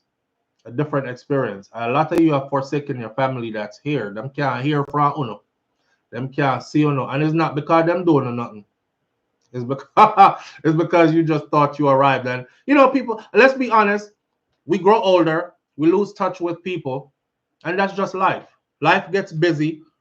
You start having children, raise children. Some of you raise children and your children already left off, are adults on their own. Some of us are younger adults who are now raising children. We're busy with life and trying to, build and be professional about things and get somewhere in life. So we start losing touch with. And the years go by and you drift apart. But go check in on the people. Call somebody and say, Auntie Joyce, you remember me? I guarantee you'll be surprised. Living in America has taught me to be antisocial. So much so that when I'm in Jamaica and people are talk to me, I feel weird. The first thing is, now, mind you, I've been in Jamaica since I was a kid. I've been in the US since I was a kid. So it's kind of embedded in me, like, don't talk to the neighbor. The neighbor, don't, even if them say hi, you just wave hi back and keep going about your business. I don't like Jamaica where you pull up out of the fence. And you say, Mas G, what go on? Yeah, man. Oh, I dance, son. Yes, I'm me, man. So, let me come talk to you there. So how things? Long time I not see you, Boy, I know you Friday, little like so. You remember me? One time me on my donkey did nearly kick you down up a shop there. You remember? Yeah, we don't have that over there. So when you hear, it's like overwhelming, I guess. I'm gonna talk to you from this angle and that angle and this angle. Yo, I go on, what you saying? Everybody is, especially if you go back to where you know. I guarantee your family don't have you up like you think they have you up. I not call Auntie Joan because years now me not talk to her. I'm sure she have me up and she not call me and me not call her. So we just gonna leave it like that. This is how they're gonna be able to take away all the stuff that your people blood, sweat, and tears for you. Exactly. Because who depend it now, not gonna live forever. And for them children, and then your children are the ones who are supposed to come forward and build on it. And then those children of yours, which will be your grandchildren from them, build more on it and continue build on it and build on it and build on it. Somebody knows this. Somebody, I guarantee you, I don't believe, I know that somebody mapped this properly, knows this. So, of course, there's that strike fear in them, make them afraid of the island. Do you know how many people, when I say I'm going to Jamaica, oh my God, be careful. God go with you. I hope you make it back safe. I feel I'm not, people didn't even tell me stuff like that when I was going into combat for the US Army. I'm like, I'm going into Iraq. They're like, why? Dangerous stuff them they know. Them thing they are do, but nobody is like, oh my God, be careful. Cause we're afraid. We're afraid. And another thing, one more thing I'm gonna say is being on the outside and looking in will build your fear. You have to come here, come see it. You have to move around here. So although we do the killy story them about who flew down here and got killed, that's not all and the end all be all of Jamaica. There's a lot of thriving going on. There's a lot of people who are moving back here and who are wait till me give you the story about the rental car company and the hiccups I had with them and the story from the man who owned the company and all these things. Because for the first, well, this is my second time that I rented a vehicle that I did not rent the vehicle straight through the airport. Usually, I just go, fly in, pick up my car at the airport right there. So on my way, set my GPS, I'm off. This time, Vibes Cartel and him Freedom Street concert sell out everything way ahead of what I expected. I couldn't get nothing. So for the second time, I had to go out the road. I had an experience and a half and I videotaped all of it. It's that's gonna be a moving story for y'all too. So we have so much things, man, in the works. I'm just saying, I'm in love with Yard. I'm in love with Jamaica. Yeah. Nan says it's not the same experience as getting in your vehicle and driving and exploring with your family. It's absolutely not. I don't care what excursion them bring you up on. It's absolutely not. Pussy G says just got back from Pussy G. Big up yourself. Just got back from Jamaica last night. Had mad fun at Freedom Street and Beres and Budget Intimate. Oh my God, I miss Beres and Budget Intimate. Pussy G, can you tell them? Come in and know some people they be sending me stuff and they're like, SouFlo, don't tell anybody, says me, cause my husband don't like you. I told you all this before. It happens a lot, right? Cause my husband don't like you for some reason. But here's $50 donation. We love your program, wherever. Pussy G was one of them that was in our pod at Freedom Street. So I guess she can tell you if me did off my rockers drunk or maybe I was maintaining. All right. Thank you. She was there with us. And her beautiful daughter was there as well. I don't know if she can tell you if was I acting. Was it how me did I hold my liquor? Was I falling down all over the place? Because I don't remember much of that night, and I came back with a lot of footage though that I just discovered yesterday. Never know somebody did I record all these things. Rosalie Fair says the hotel food not nice like the street food and the home cooked food. They cook the food in the hotel food like the tourist way. I think I was holding myself together. Respectful. Didn't know you were drunk. Wow. See, the more call me professional drunk now. Cause I was gone. I promise you, I was gone. And not only was I gone, I didn't know fireworks went off. I didn't know the New Year's was ringing. I didn't know when anybody else came on the stage. The funny thing is I recorded all of it and I have all of it on my phone. So obviously I had my hands up like this and I hear me in the background. Why? But next morning, never remember a thing, and still don't remember any of it. Still don't remember seeing it happen. So it's surreal to actually have recorded it. Cause if me never recorded, me couldn't tell myself somebody did it. How did you get? Pussy G says, how did I get home? Oh man, thanks to Charlotte and her brother. Yeah, they already made it safe for us from earlier because I said I was gonna be drinking and stuff, and they're like, yeah, SouFLo, so you can't drive. We chartered our own driver, and we have a vehicle that holds quite a few people. So we'll come get you and wifey. And we thought, okay, that would be the way to go, a much safer alternative than today at Jamaica drive and catch DUI or get too drunk to go home and have to sleep out the road. Unsafe. The drunk I was drunk, there would have been no driving. I don't think I would have been even able to remember where I was parked at, kind of drunk.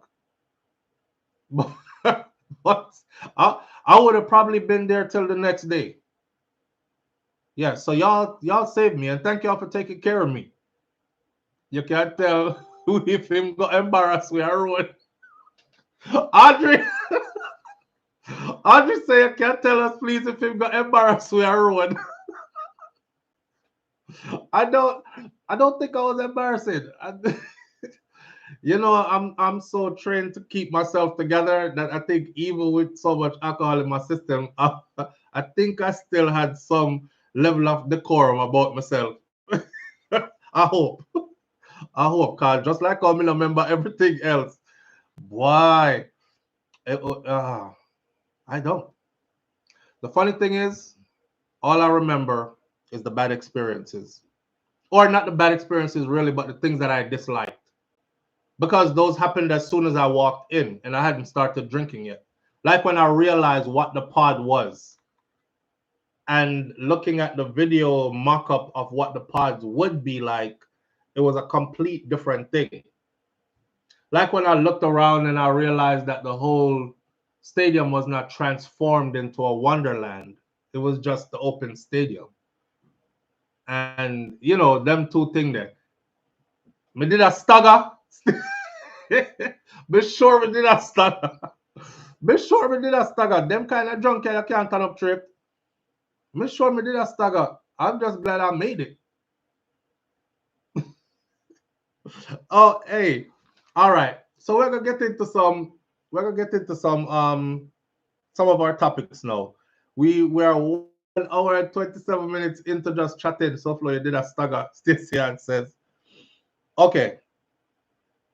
Me tell you the story about the dunce boy at the damn bank, and also the frustration of trying to do business in Jamaica, conduct any small business, and the delays and whatnot. But you learn to deal with those. And Jamaica is a glass that is half full to me, not half empty. So we're young and we're still growing.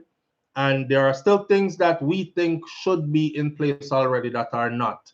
So the frustration comes there from that, right? In America, I have 50,000 different ATMs I can go to if I need to pull money from an ATM. And literally, there are no lines at ATMs like that. Even if there are, it's like one person in front of you and the people then rotate out properly. And, just little small things, but nothing to really say ball bout kind of thing. My driver took you home. Pussy G says SouFLo, not Charlotte's. What? Wait. But wait. Pussy G says my driver took you home at SouFLo, not Charlotte's. So Charlotte and her wait there.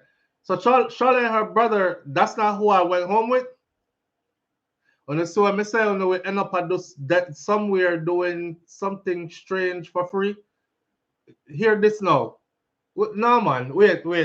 As I'm ready to go into the topic now, because this is new. This is new. Let's explore. Your driver took me home. Did I? God have mercy. Yeah, I don't even know who took me home, people. I ain't making it up. Oh my God. Yeah, I was 10 sheets to the wind. She said, my driver took you home, not Charlotte. Me don't know about all that. Cause in my mind, I got back in the same van. Charlotte was saying, we're almost there, something like that. No, because Robinson says, SouFlo, you're lucky you could have ended up in a ditch. Jesus Christ. No, well, when you handle yourself like that out in public, yeah, but still, I don't want to take it too far now. Like you could have lost your life and all these other things. Let's not speak negatively. It was a time to be had, and I was frustrated because Shakira was not there. So I think I was drinking harder than everybody else that was in our pod. I think so. I'm pretty sure. So, love, you're lovely, Anika Shino, boy. Oh, for you end up at where Shakira there? No, me end up back which part me did supposed to there. I ended up right back which part Shakira did there. I'd right, see then now. You did so stupid drunk, you're not even member. I true, me no member. Cause I first me I hear this. Say I know Charlotte carry me go on me yard. We'll investigate who really take you home. Are you saying I might have been somewhere doing something strange for free? I- God, oh man. Now I forgot to ask. No. Other than that, I was gonna say I just yeah, such high anticipation for this concert, and then to not be able to recant everything straight from the brain is something else. You remembered what you did on your way home at SouFlo? No, Jesus Christ, Pussy G. When me do on my way home, what did I do on my way home? If it bad, please don't tell it. Please call me and tell me. We're gonna get secretive, you know. What did I do on my way home? Pussy G says I won't say it here. Is it? Did I get out the car? Just say yes or no. Was it when I got out the car? Let me see something. Lord have mercy. What had happened was she just pulling your leg. No, I don't know. I really don't know because I was really gone. But I left the topic here alone. Yes, you did before you got to the hotel. Okay, all right. I couldn't hold it no more. But yeah, rough out. It rough out here. What happened in Jamaica stays in Jamaica, says Lance. BM says you're just joking, SouFlo. You did squat for peace, says Bunches. Jesus Christ. No, sir. Me go lean up and hug up a tree or something. Story now. Can't I dry Empress says. Oh God. I'm telling you. For the man them out there, I think it's dangerous when you like somebody says you're so dependent on your wife. It's crazy, but I love it. I don't know. I don't really go anywhere without her. So my whole like that night, I was completely thrown off. I do not if I ever go out, if you ever see me out and I'm at an event, right? Like a party kind of event, she's there. I may not go nowhere without wifey. So I was done. I'm walking at the venue vex, but I'm around people who I can't be vex around because I know they're there to have fun and I'm supposed to be there to have fun. So you know that one person who's like a party pooper, oh, Fim Uman left him or Fim Uman never comes, so I'm just over there, just bad vibes. I didn't want to be that guy, you know? So I had to like hold it and try pretend and like be as happy as I could be kind of thing. But I think you could see it in how fast I was downing the liquor. Because the first bottle of Vibes rum that came, me slap with like half of that by myself. Yeah. Me slap with half of the first bottle that by myself. And by the second bottle, I was already like, yo, the rum here good. It's smooth. Like I was like, am I drunk already? I said, no, not even think about that, man. Just because it's early. This is for early, you know. As we get it. Yeah, I slap like half of that by myself. Because I was frustrated. Super frustrated. Vexed that wifey didn't come. Kind of thing. Pussy Jesus at that time was how that guy. Kaz Robinson says how the vibes rum tastes. The vibes rum is super. Okay, explaining it as a rum. If you compare it to, and no disrespect to J. Ray and Nephew, because you're the rum that we've known from way before me know where rum was. But if you compare it to J. Ray and Nephew rum, the Ray and Nephew rum are gonna taste like gasoline.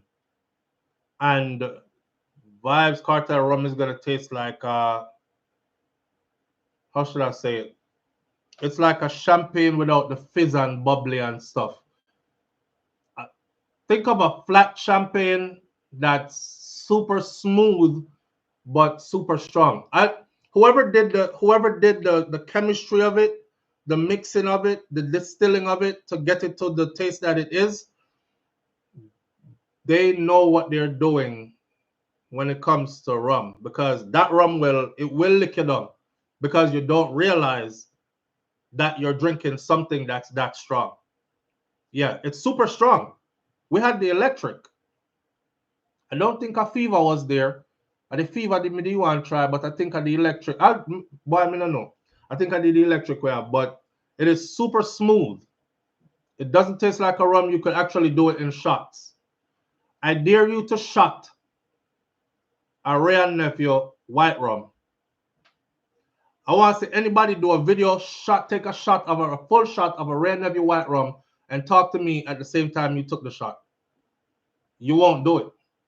And if you do it, you won't speak after. Because it'll burn out your throat hole. Literally. I've tried it and it removed the skin lining from the inside of my mouth. Like it peel out the skin. Like big pieces of skin. The Vibes rum, you can actually shot it. It's that smooth. Kaz Robinson says, that's fine. I need a new brand of rum on Orange. Change hand. Yeah, I think right now the Straight Vibes rum is outselling all others on the island. All others on the island. Very smooth. But I haven't tried all of them yet. But you best believe I'm going to be trying all of them. Matter of fact, let me write that down too. I'll put it in my phone. I must do a taster.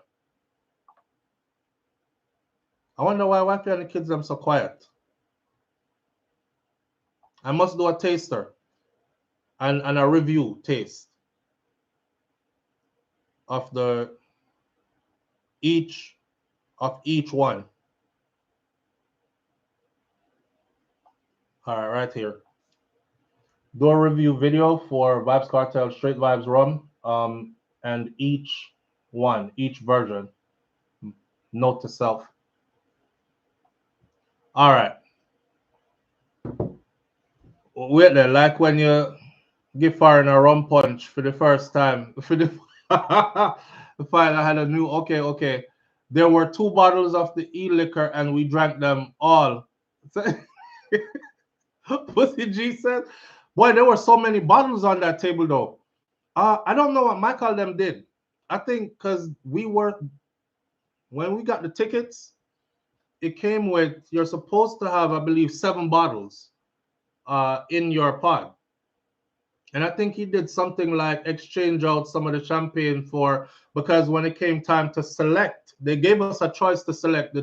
I didn't have the input of everybody, so I went wild with champagne because I thought, well, women are going to be there. You know, most women aren't really into like hard liquor unless it's mixed into a mixed drink. But it's New Year's, so definitely champagne need to be popping. So I went overboard with the champagne. And I think they exchanged out the champagne for more bottles, but I think they left some of the champagne and brought extra bottles. Something going on at the table, because when I looked over at the table one at a time, or maybe it's when I was drunk and seeing doubles, I was like, where's so much bottle come from on the table? And me I drink all of them there.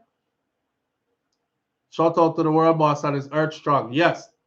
Vibes Cartel's birthday just passed as well. And you know, Jamaican, them have them big bashment and everything. So this is his first birthday being free in 13 years. This is also his first time touching a stage again in 13 years. The debate is out there. Beenie Man versus Vibes Cartel. Who is the real king of dancehall? The debate is on now. All kind of something not going, but big up to Cartel for him birthday. I'm Earth Strong, right? More freedom, more success. The world is your oyster now, boy. You can play for real. Went away for 13 years, and I think what is yours will always be yours no matter what. And everything that was taken away from you shall be restored upon to you tenfolds. So that's what I witnessed. That's what I witnessed. Cartel did big before him went to prison. He is something different now, right? He has literally scaled off into the universe on some other kind of levels. Billboard settled it. One cartel, one king. Wishing him blessings. Old king versus new king. It's today, SouFLo, says Naisha. Yeah, but they the party. They started having parties since yesterday. So yeah, blessed earth strong to him as well. Yes, January 7th today. And I think they're at Mecca or I don't want to give wrong information.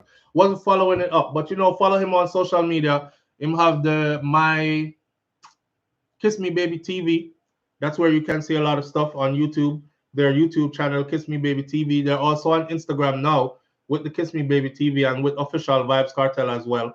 Go follow those and keep up to date with those. Whole heap of things are going on, but just watching the blessings bestowed upon him and things build back from the collapse. Because it did collapse. It did collapse. And watching the build back is like the story of the rise of the phoenix, right? From the ashes. What a freaking redemption. What a redemption.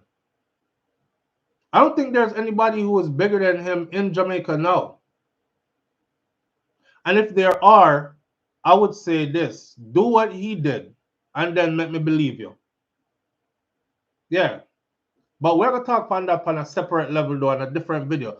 Do what he did and then I'll believe you.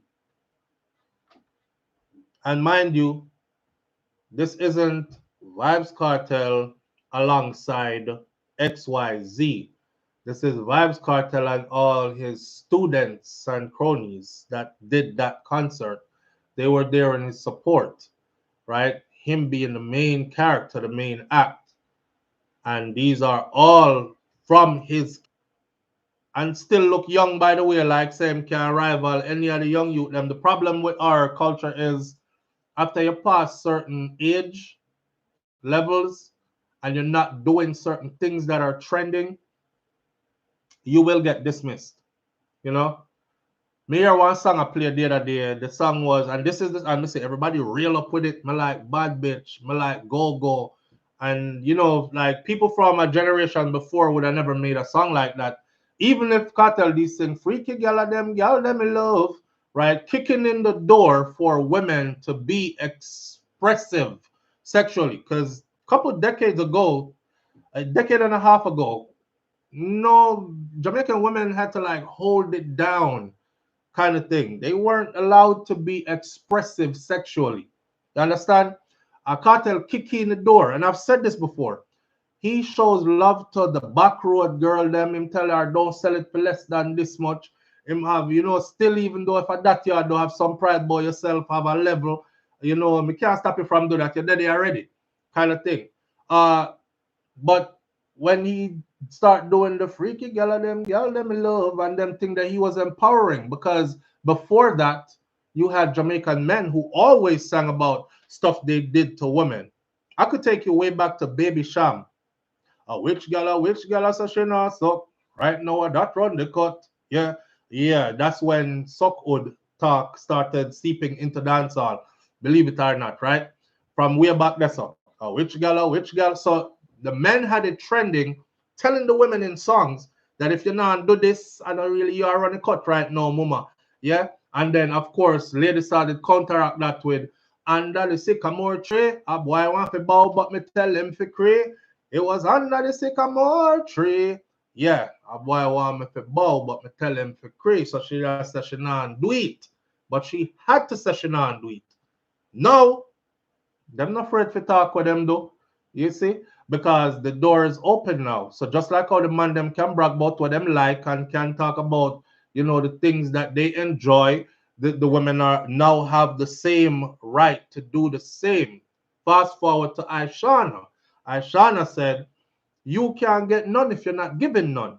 Right? So you over there tell everybody, boy, yeah man, are more good enough. Tell you what she do with it. And Aishana say, yeah. Okay, well, if you ask me to do that, you must say I got to do that too. Kind of, you see what I'm saying? They were all empowered by Vibes Cartel kicking the door. He has done numbers for our culture or on in our culture, believe it or not. Trends have been set that are too many to name. Too many to name. So if you ask me, could Beenie Man fill the stadium? My answer is no. Not like the way how Vibes Cartel did. And again, for the people who are saying Bujo concert had more people at that stadium, I was there and I wasn't drinking at Bujo concert at all. Didn't even have a red stripe. Didn't even the only thing we drink there was water.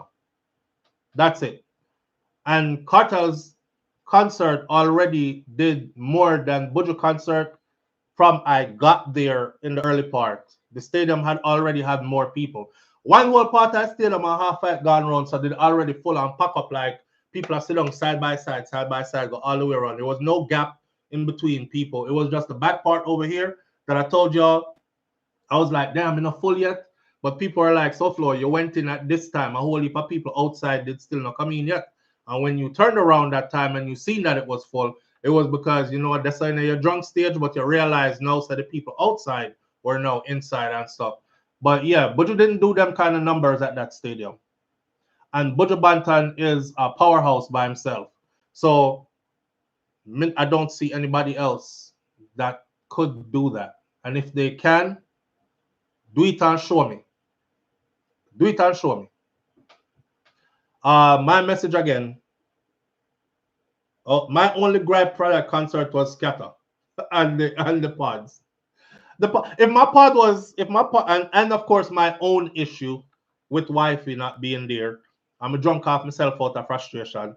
But if only the pods were pods that look like a $10,000 them people that pay for that, so I wanted that vibe. I wanted that feeling. Didn't get that. Them pod there didn't make it for me. So, and like I said though, also, there will be time again. I hope they do this again. But I think the world is waiting for Vibes Cartel now. I think there are so many places. There are so many places that I think he needs to go. So the talk of doing this once a year in Jamaica and making it an annual thing, that could be something they could build on. That could be something they could build on. And next time around, do it even more better and more organized, minus the hiccups. Like I've said before, when you do something, sometimes you step out and you do it and you realize, okay, the first time I did it, it wasn't perfect. But I made a list of all the things that weren't perfect. So the next time we do it, we'll eliminate all those things we thought weren't perfect. And then next time again we do it, it is even more better than before. By the time you do it the fourth, fifth time, it's perfection and smooth sailing and nothing but, right? Private jets touching down, people looking forward worldwide. Like, yo, are you heading to Jamaica this year? Yo, you never been to Jamaica? Ring in the new year at a Vibes Cartel Freedom Street concert? Blah, blah, blah. We head in there and they go in there in groups and numbers and these kind of things. It can be that. But I talk to people in business like I'm my business. It ain't my business, it's theirs to do. So if that's what they choose to do, I think it would be a good look. And it would be a good chance for Scatter to redeem himself with those pods. I'm still Pussy G is in here. Ask Pussy G if she thought that the pod was worth $10,000. She was there. I don't think it was. But Minango, beat it down for too much. Yeah. May 24th, Guyana, me dede. He's about to go everywhere. He's about to go. He's even about to enter the United States of America, which is something we thought we would never see. And for those of you who are kind of new to this, we've been doing this for years. Seeing? So there was a time when there was a talk that anybody who is associated with Vibes Cartel, not just him, would never have a US visa, would never be allowed to enter the United States of America. His proteges, Popcorn, you notice, still have never been let into the US, even when he was aligned with Drake. Tommy Lee, before any problems where they could say he had a problem, you name them. But times have changed. And like Mr. Bogdanovich said, leadership has changed also. So we're going to see what happens. At the concert, there was this Donald Trump impersonation. I'm saying it's an impersonation. I refuse to believe that it's real. But Vibes Cartel did say that he thinks that the right person won the election in the United States of America, and he thinks that Trump is the man for the job. Now, at the concert, that voice note was played. A dub plate was played. Remember this much. A dub plate was played from Black Rhino. Because Rhino wasn't there in person. One of the people who I wanted to see there in person, but he wasn't there. But me not miss nothing because I wouldn't remember him being there anyway. But then a voice note was played from Donald Trump. I want to congratulate Vibes Cartel on his... It was surreal. Very disappointed in the so-called pod, says Pussy. See, read her comment right there. This is somebody who was there.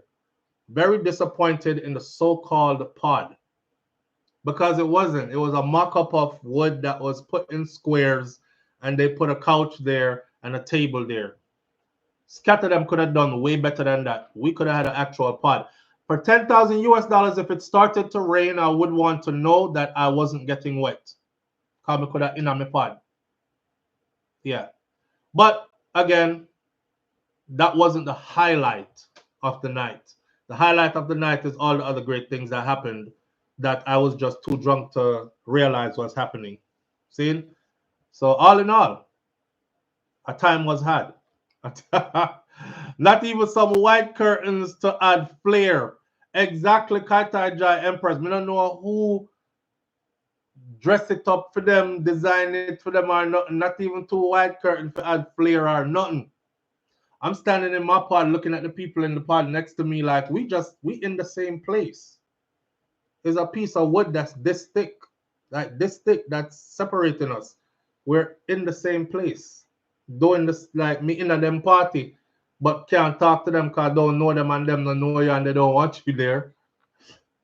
But let's hope that it gets better. All right? Let's hope them do it again because I would like to see them do it again. I would definitely like to see them do it again. And let's hope that it gets better each time they do it until it reaches a stage of perfection. Intimate. A lot of people are asking me if I went to Intimate. I did not go. I was supposed to go to Intimate and a bag of things happened.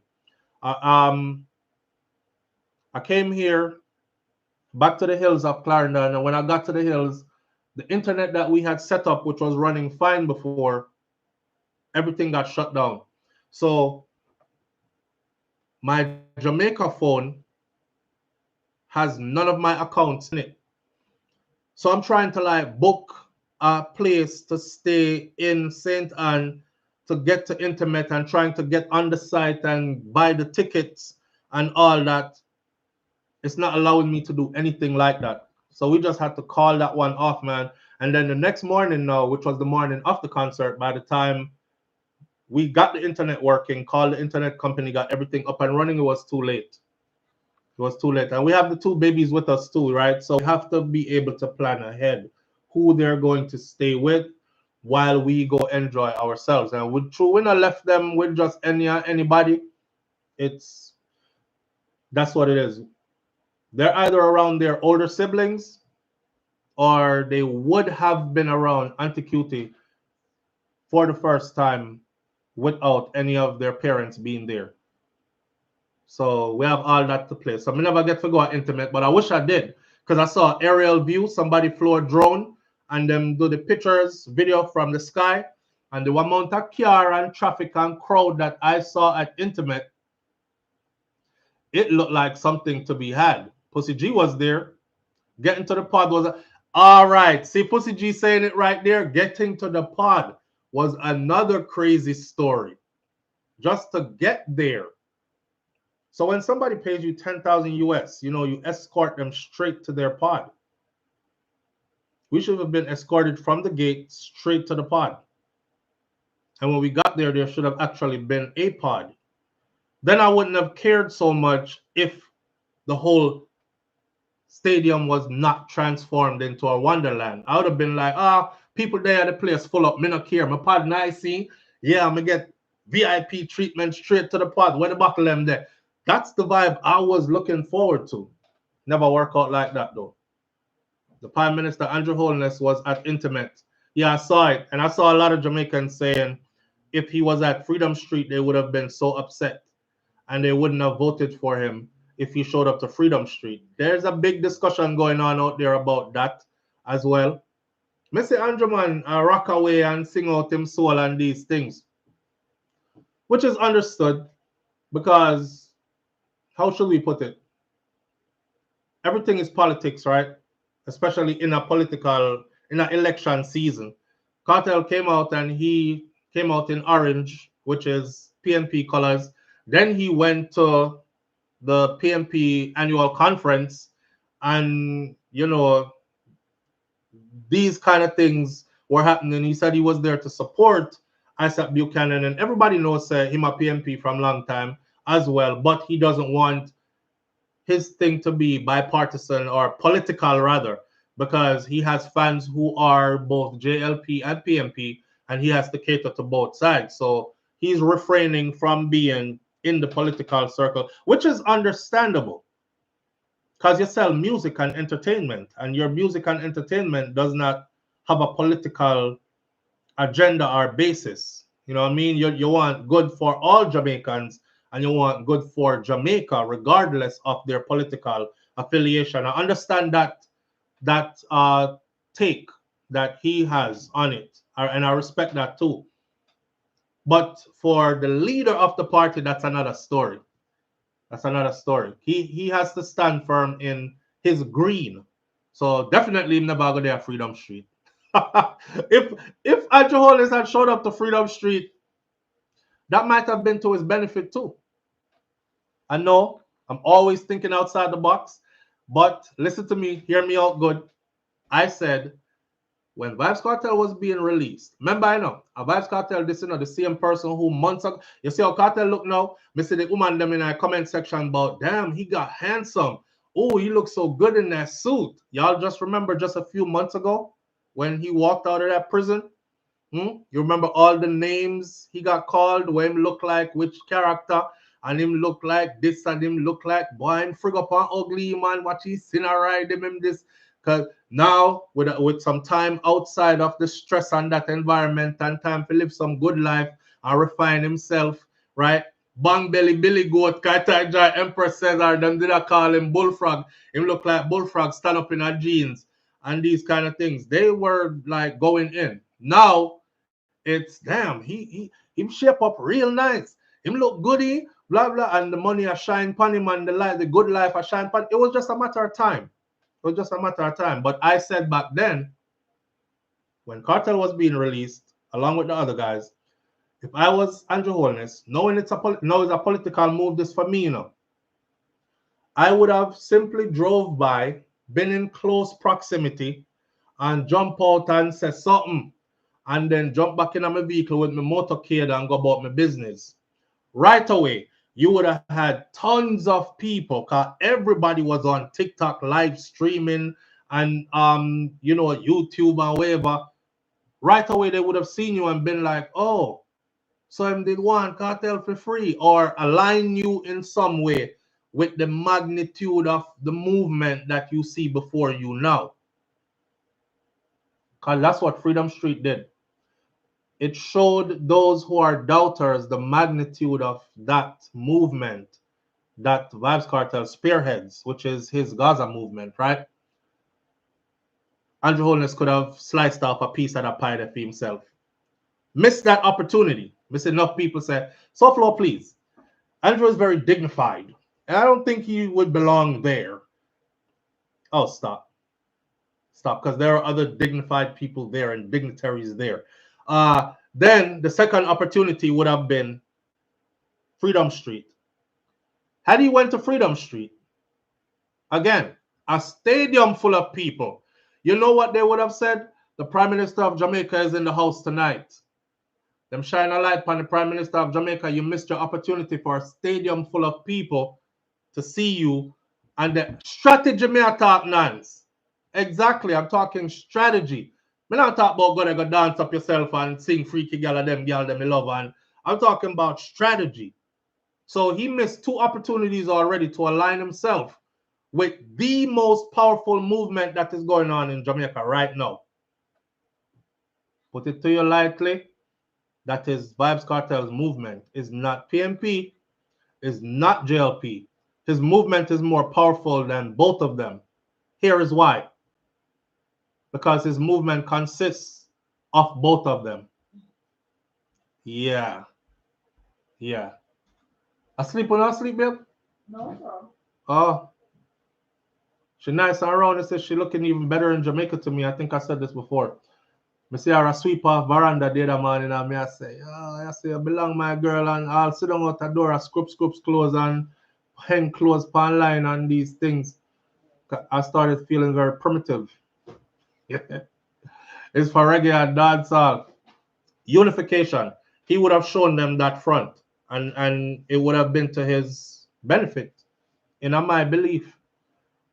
But I decide that still, they're gonna pick their sides and decide where they want to be, and who they want to support and who they don't want to support, and that's that. We can't do nothing about it. Andrew is showing division, in my opinion. Yeah, he's showing his choice. He has a right to choose. He has a right to choose. I'm not gonna say I'm show division, because did Vybz Kartel show up at the People's National Party at the JLP conference? So Andrew is not required to show up at Cartel's events. He has pretty much made it clear, and that can't redo our tech back or whatever you say about it. They had a conference. You showed up there to all the bells and whistles. It has already told the people that this is the party you've aligned yourself with. Even though later on him can say, yeah man, everybody knows I'm a PMP from a long time, but I don't really want the politics thing because my fans them come from both sides. Yeah, but you're still aligned with, right? As a powerful figure in the country, arguably the most powerful figure as far as influence goes in the country, you have aligned yourself with a side already. Morning, Elaine Brown. So that can't take back. So Andrew, I don't think Andrew is required to show up at anybody other events where he doesn't want to. I think he has a choice. And it's not really division, is a choice. And the choices for him was not to. Who knows? Him probably did that and we don't even know it. Or maybe him did a live stream it and then they are bus Blanca him yard. Bop, Dre, come look on this. Bop. You never know. You never know. You can't take the girl out the country, but you can never take the country out the girl. So he did football parties were present at his show. Mm.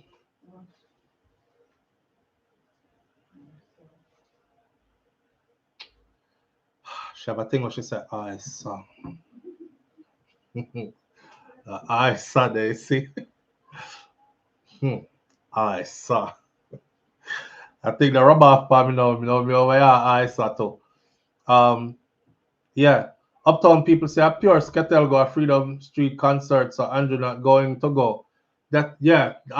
Pussy G, Uptown people say.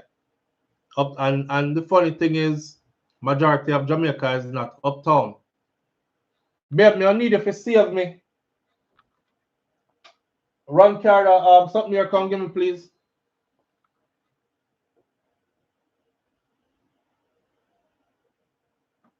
I saw.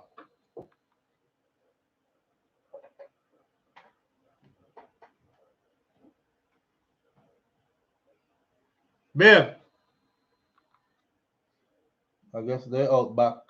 Them out in the yard. No, if you gotta excuse me for a minute, Kada. I need this computer, and the computer is going to die. And it's like playing. I don't know who designed this house, but they weren't thinking about so you have to go plug in things. You have like one plug for every room. What? Sorry, SouFLo, different vibes. Second look, SouFLo. Hold on there. Let me get this before the computer dead power.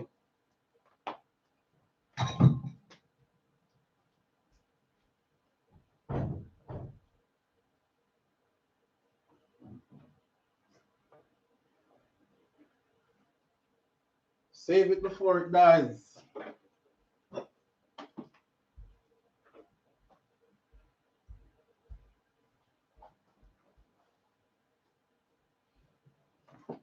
All right. And we're back. Don't die, computer. Don't die. So now I know the life of this computer as well. There we go. Boom. Saved. All right. Thank you for that. Let me see. Guess me a Skettle to. Pussy G says, yeah, Skettle and ghetto people. But you know what? If you, the same uptown people, you know, I want to tell you something. Watch them when carnival time come. I'm going down the road. Watch them when carnival time come. Them outside in a G-string. Yeah, man, and them wine and skin out in the most way. A lot of them fly away to Trinidad for carnival and St. Lucian, St. Vincent, Grenadines, and you know, and act like people can't see them because they're not in Jamaica. And the world is small now, so you have people like this is your so and so over in Trinidad enjoying carnival. We see them out there in them G string in a broad daylight, but them not look no different from how say the most X-rated dressed girls would dress for dancehall music.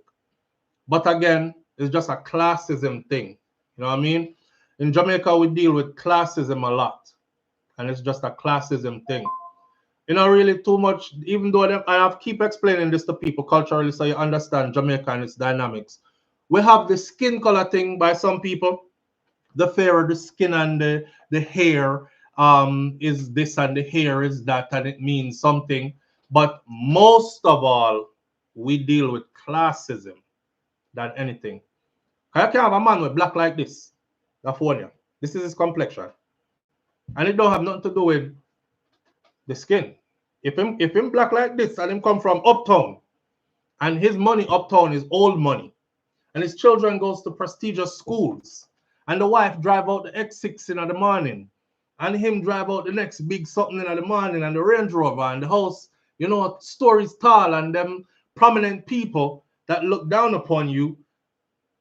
That's just what it is. And he'll be doing that to somebody who is, you know, the light skin and the this, that, and the other. So yeah, classism is a thing in Jamaica. All this boogie yaga music, all this nasty ghetto attitude. I don't want it up here, man. I don't I don't want. But Bounty Killer made a song like that. Then you mean to tell me, say, a guy like that make a song about yow yallow and he's building a house next to mine? I don't want it up here, man. So something like that. Yeah. When the dancehall money start getting off and the ghetto youth them start move up to which part, them people that they and I build big mansion rivaling theirs next to them, it became a problem. It became a problem. And Bounty did put it in our song. The skit was when the politician said, then you mean to tell me a guy out there sing a song about yow yallow and he's building a house next to mine? I don't want it around here, man. Every single person being interviewed says Brooklyn and some other place in New York and England too represented. As them say, him can black like like right Artar. Mm. Them call police on Bolt. Yeah, man. Dan Bolt talked about that already. It doesn't have to be dancehall people. They did it to Usain Bolt too. Usain Bolt is dancehall though. That's the thing. But yeah, them do it to you if you're not of that class. So it's classism. And they look at Usain Bolt and say stuff like they don't. Some of them don't look at him like, oh, he's this national hero or this guy who put Jamaica on the map for. We have our sprint king and he's unbeatable. All these years he's been in the game and still nobody can break his records. No, they look at him like this little country bugoyaga uneducated because he didn't go the traditional route. And he's not an alumni of the University of the West Indies with a PhD and these kind of things. My grandfather was the PhD of the University of the West Indies. Him not come from that cloth there. And when you see Bolt a dancer, they asked Bolt in an interview the other day, they said, what music are you listening to these days? Your favorite artists, name them. Usain Bolt said, well, ever since Vibes Cartel got free, that's all I've been listening to. He had an opportunity to name off 20 people who he been listening to lately. Him just straight said dancehall and cartel. So Bolt already rubbed them the wrong way. Like he's that for them. And with all his accomplishments, it still means nothing to some of them. They look at his accomplishments as he still didn't get it the right way. He didn't get it like us, George. Yeah, is lucky, him lucky. Yeah, him born with some, yeah. And them boy, they run like horse down a country there. So, yeah, is a donkey, is a donkey. Him fast, and them give him things. Yeah, so we still not respect him. So we still not respect him, kind of thing. Hello, live with SouFLo.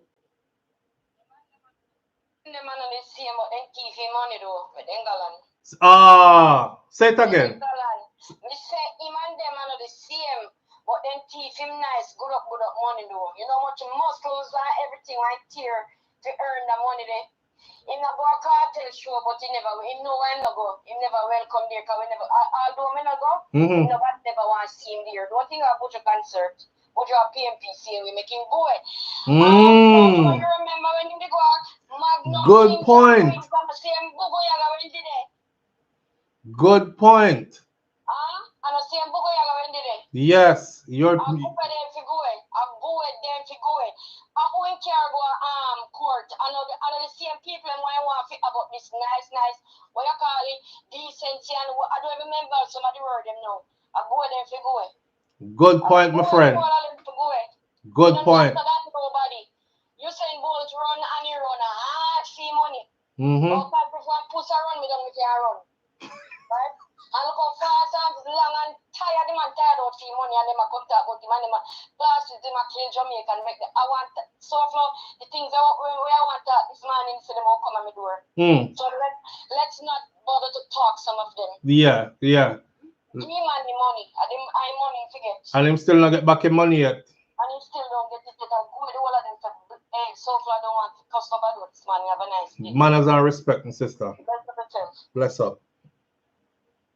Yeah, you know what? And to add to that, had Bolt not been Bolt, but had that money there, his money would still be safe. Let's just add that to it, because him still not get back in millions yet. Had Usain Bolt not been Usain Bolt, had he been of their class, then they would have never done that to his money. Yeah, that's to show you how much respect they have for him on a corporate level. Because on a corporate level, all of them are connected. That's just the truth. They're all connected. Them know each other. Them go to the same events. Some of them, their children go to school together. They frequent the same exclusive places, etc., etc. So had he been off that cloth, they would have never done that to his money.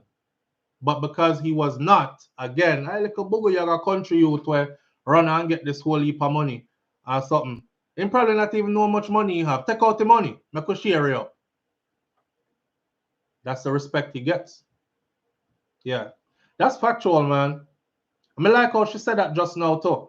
She said Buju is PNP, and Buju made it known he's PNP. And he still went to the concert. Andrew still went to that concert, so he very well could have went to, and he very well could have went. Remember, Buju come out at the first conference for the People's National Party, right? Okay, so it wasn't that. The sister made a good point just now. It's about cartel and cartel money too. But them thief up and him still not get back in money too. What we don't control, they try to isolate and destroy. Carthage Empress. Them treat both Bolton and Maryland bad. Merlin Otti, them would never do Asafa or Shelly that. That's why Elena, my girl, the cheap digital nomad, you know exactly why you just said that. Because exactly what you just said is what I've been saying. Now, Asafa, Spring King, big up himself. Big up yourself, enough respect. Shelly and Fraser Price, the GOAT, big up yourself, enough respect. But Shelly and Asafa are aligned with their perception of who they want them to be, and they belong to that upper class kind of thing, right? I remember when Spice was booked for an event, and after the event, Spice said, if them did tell me at that kind of event, I would have worn a different outfit and we would have selected different songs to perform or something like that, right? So it was some kind of suit and tie event, and when Spice run out on the stage at the suit and tie event with all the dignitaries and everything, it was me. I say, yo, at the wrong event, mama show up at. Cause mama show up out there and skin out me boom boom, and me I say blood fire. You should have seen when the camera panned around. Shelly and Fraser Price face was all the dignitaries that were there. They were like a who book her, bring her, come here. This is not it. So after Spice was, the interview after Spice was like, well, if we had properly prepared, if they had let me know it was that kind of an event. They didn't inform me properly. I have songs that I could have performed there, nice songs, they, and dressed differently. But it was, and it was in that video that I realized that Shelly and Fraser Price and people like Asafa and them, they're for those. I don't know, they've taken them. Elaine now, on the other hand, me not see them treat Elaine like that. If you notice how the press treats Elaine in Jamaica. For instance, the last Olympics that Elaine performed at, where she swept everything, right? Sprint Queen. All Jamaican news media talked about Shelly and Fraser Price. Not put Elaine on front page and big up Elaine and say, yo, she now has the fastest Olympic time in Olympic history. Not the world record, because the world record is held by what's her name that passed away. And not Jackie Joyner Kersey, but Flojo. But the Olympic record belongs to Elaine, and they haven't broken it still yet. World record, Olympic record belongs to Elaine. You think they would have put her on front page for that, right? They didn't. And the reason I think they didn't is because once Elaine, you see in Jamaica, you see when you start do them something to your skin, you see when you start tattoo up and start move like this, they completely start looking at you different. The only people I see do this and get away with it here in Jamaica are like white people or foreigners that are non-black. They'll excuse all that. But for us, I've been told before, one person said, no, sir, me did see you a pass, but me did afraid of your car. The whole heap of tattoo up and sitting, me don't know if a gunman or, but me shocked to see you. That's the perception a lot of the times, right? So if you notice, Elaine throwing the whole heap of tattoo, the man, Elaine she's different. She's different from them type of thing. So she gets treated differently as that. Just like you saying, you get treated differently, whether I want to believe it or not. And like I said before, and you saying needs to hear this, but I think he knows this. If he was considered of their class, they would have never touched his millions. He would have been fine. Funny enough, they tried to use Sherika to replace Elaine, and the totally female track team collapsed in Paris, says the cheap digital nomad. You notice how Elaine didn't go?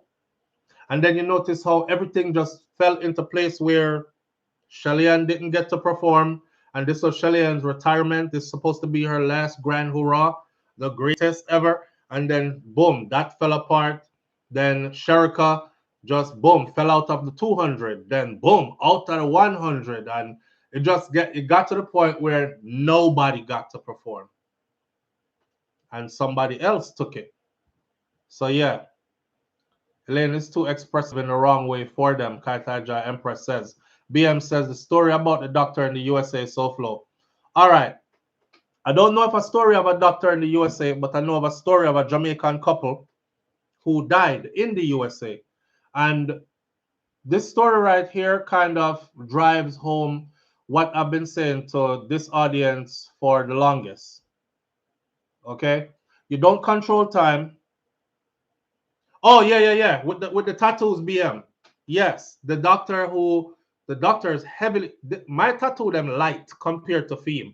He is wet. We call that wet. He wet from his neck down. You can't find no space for skin.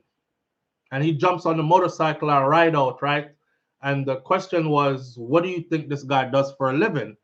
And the answer comment section was very telling.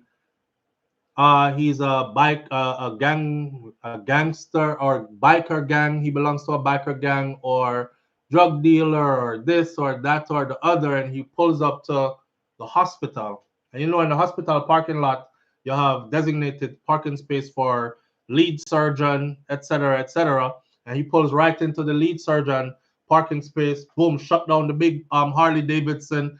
Goes inside and go straight into like their preparation where him go and scrub, wash all the way up your so and stuff, scrub off everything, clean up himself, puts on the bonnet thing over him head, put on him white coat. I think he was going into surgery, threw his stethoscope around his neck, grabbed his clipboard and a pen and kept walking. And I was like, wow. I wish everybody could see that. I wish everybody could see that. So yeah, don't judge people because you see a whole heap of tattoo upon them. You know what I mean? So them a gunman and criminal or all this other kind of stuff. But in Jamaica, they're still on that, you know? And it take a while for us to catch up with the rest of the world that have realized now that I'm not just gunman and criminal. Highly esteemed people have tattoos they just don't show you because they are always in a suit and tie and long sleeve. One thing they always told us in the military is you can get the tattoos, don't put them on your neck. Or they basically said don't put them anywhere where once you put your uniform on, we will see them. So if I put my uniform on, you won't see my tattoos. You know, my BDUs, you won't see my tattoos. My dress blues, you won't see my tattoos. Out of uniform, you see all my tattoos, kind of thing. Nan says, I recall someone saying to me that, oh, you don't look like the type that would have a tattoo. And I asked, what does that type look like? We look big and angry and look like we look something for teeth. Yes, me whole heap of tattoo them, me a thief, you know, me a gunman. I don't know. People have these perceptions of people. Don't judge a book by its cover, BM. And even though we know this, we still do it. We still do it. Still waiting for their response. Let's see. They sacrificed the whole Jamaican team to get the lick back at 1. Well, we'll live to fight another day. I think as far as Elaine goes, I've seen Otto Boltman or Bolton, whatever his name is, from Trinidad that does commentary for, I think it's NBC, Fox, or one of them sports. He said he thinks Elaine is done. She could retire after this because she is now over the hill. And you must understand it's not a disrespect what he said, because if you look at it, Elaine is literally in a class by herself. She has even surpassed the great Shelley-Ann Fraser-Pryce, Elaine Thompson Hurrah. The way how Jamaica media brings Elaine across, though, you would never know that. You would still think, oh, she run fast and everything. Remember, she did win one medal one time. But when Otto broke it down that she is literally one of one. There's nobody else in that class with Elaine. She's there by herself. She is at the pinnacle. And he said, sometimes in track and field, when you get to this level and you start to age up, this is it for you. So even if she was to walk away today, she walked away one of one. It's not like there are 4 people there and they're trying to figure out who's the best one. She is it, Elaine Thompson Hurrah. You know the Jamaican them boil him skin, right? Cause yeah, the Jamaican them burn up after so bad. They're like, oh, what's gonna talk about wish bad things for the girl. Like, yeah, like go back to that not the boy. But he was trying to say that. But for me, I think we haven't seen the best of Elaine yet. I really think she can do it again. And I really think she's going to do it again. Let's see. I don't think she went out and that was it for her. You know, and then again, we must also remember when man said no and God say yes are 2 different things. It's 2 different things. Man could sit and talk all day. You can have plans all day. I have plans with other people's life about, you know, I think he's at the pinnacle. I think that's as far as he'll go. I think that is it. And then the man shoot off in a stratosphere, biggest star you've ever seen. And now you're like, damn, how that happened? Because you don't control that. You don't control that. You're a commentator. You're a spectator. God is in control of things. You understand? And I think Elaine has way more to show us. And we'll see it. I just hope she's in best condition the next time all this comes around where we can see it. But I think it will happen. Alicia says, yes, but you still have to be careful. You're lucky you got home in one piece, especially how people get killed over there. Me good, man. Me good. I'm super good. All right. Jesse Ripple, primary principal, and his wife killed in a tragic U.S. accident. This story right here, right? The Jesse Ripple Primary School community in Kingston, Jamaica is grappling. This is a brother who is a prominent person within the Ministry of Education circle. He is a brother who is an educator, also of a prominent institution in Jamaica.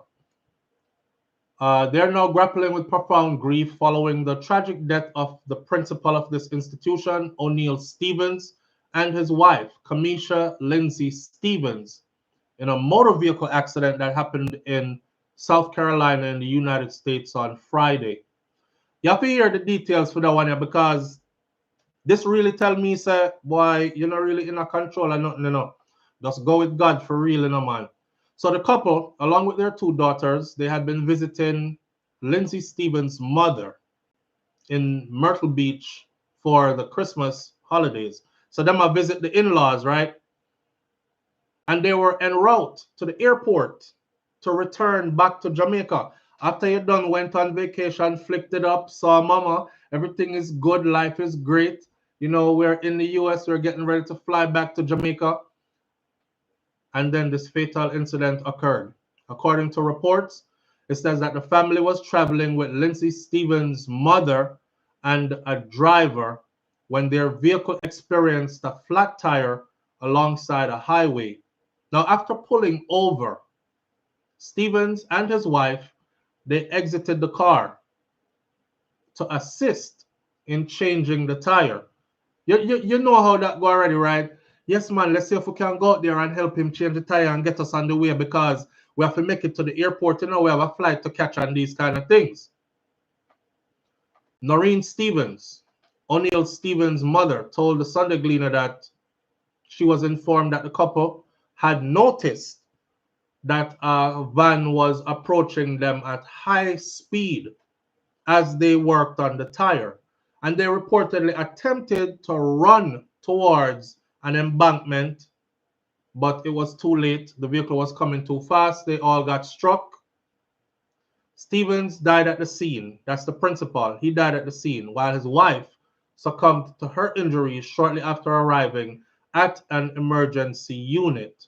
None of the other occupants of the vehicle were injured. Now, you can imagine what those two little girls, their daughters, are going through. We're going to drop them off at airport. You can imagine what the mother is going through that was with them. They just came and spent a nice vacation with me. They're going back to work. I saw D Angel, the recording artist, D Angel. I saw D Angel put up a message that says, I can't believe this because I left your gift on your desk, hoping it would be a surprise for you when you got back to work. In other news media reports, it says that the wife is into financial stuff and banking and stuff, and she's actually D Angel's personal banker. That's information that's been put out there. And the husband is a principal of a prominent institution in Jamaica. Doing nothing, helping to change a tire so we could go catch a flight, head back home. And just like that, two children now have no parents. They're orphaned. So you see what I'm telling you, sir? You're not in control of things. And I know a lot of people are gonna, me suppose them did pull over further. Suppose them did never come out of the vehicle. Suppose them would have saved, them woulda, coulda. That's life. Life will give you a whole lot of woulda, coulda, shoulda, but you didn't. Suppose, but it wasn't. That's life. And that life is like that because you're not in control of this. You understand? So when we said earlier, say you all make plans, but God planned them greater than your plans. I'm not one of them people here that believe that when anything bad happens is the devil, and when anything good happens is God alone.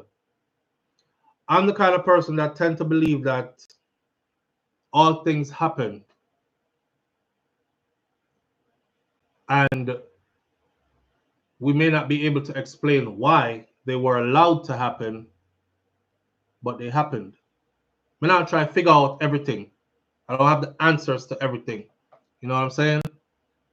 Now, news of the tragedy spread, and as that spread, tributes start to pour out. They actually closed school on Monday so they can have grief counseling available for staff and students who needed it, who were close to him, the principal, and they just took the day off from school when school was supposed to start. Education Minister, Senator Dr. Anna Morrison Dixon remembered Mr. Stevens as more than an exemplary leader. She said he was a beacon of inspiration and dedication. His vision for excellence in education and his steadfast commitment to the holistic development of our students left an indelible mark on the Jesse Rippall Primary School community. Alongside him, Mistress Stevens, which is his wife, was a supportive partner and a cherished presence to the extended school family, always contributing with grace and generosity. They're going to be missed. To support the grieving school community, the Ministry of Education has deployed trauma and grief counseling teams. The reopening of the school has been delayed by 1 day to January 7th, which would be today. And a gathering of school board members, teachers, ministry officials, and friends is planned for Monday, or was planned for Monday, at the school. His death leaves a significant void at this institution where his leadership, remember I know him as the principal, his leadership and dedication to education were deeply admired by many. A young black man, outstanding, dedicated to the upliftment of our youth. I've always said this, that teachers should be one of the highest paid people. Like, their profession should be one of the highest paid. If you think about what we do on a daily basis, we take our babies, our children, and we drop them off to these people every day. That's not just teaching. A lot of the times, teachers will tell you, so them a babysit too. They are babysitting, they are reconditioning, because some picnic come there frigged up in all kinds of ways. Them have to recondition the picnic man before the picnic can even begin to learn. You know, they are surrogating as parents, because some children have shitty parents at home and good teachers at school who fill in for some of these kids don't get a hug at home, and the teacher at school hug them. Miss Smith hug her up one time, the little girl a cry. And the first time she has see her period and she don't know if she can understand our development or all kind of something that go on in our life and these things. Yeah, I think that profession should be right up there with the highest paid people. You drop your kids off, the most precious. If you ask anybody right now who have children, what's the most precious things in your life? Name one thing that you would give up for your children. Or name, would you give up your children for this? 99.9% of people would have tell us, oh, hell no, you could take everything. Leave my kids. So you take the most precious things in your life, saying things as in people, give them to these people and turn your back. You don't see what happened all day. You entrust them and you tell them, mold their minds, educate them, make them ready for tomorrow so they can be productive, progressive citizens. And you leave them with them for the most part of the day. Monday to Friday, children that go to school spend more time at school with their teachers than they do with parents. Because parents go to work, and when parents come home, it's time to cook dinner, straighten up like what needs to be straightened up, go get some sleep, because we have to wake up tomorrow morning, back to the grind again. It is the teacher who has your child in front of them all day. A lot of the times, in a lot of cases, when stuff go wrong with these students, is the teacher that observes it first. How come Kamisha start act different? She used to be a jovial child. Now she stay in a corner by herself.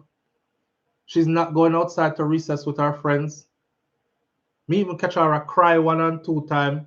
I wonder what's going on. Let me get in touch with her parents and see if maybe there's something within the family dynamics that's happening, etc. These teachers have a lot. Them not just stand up on chalkboard and just teach.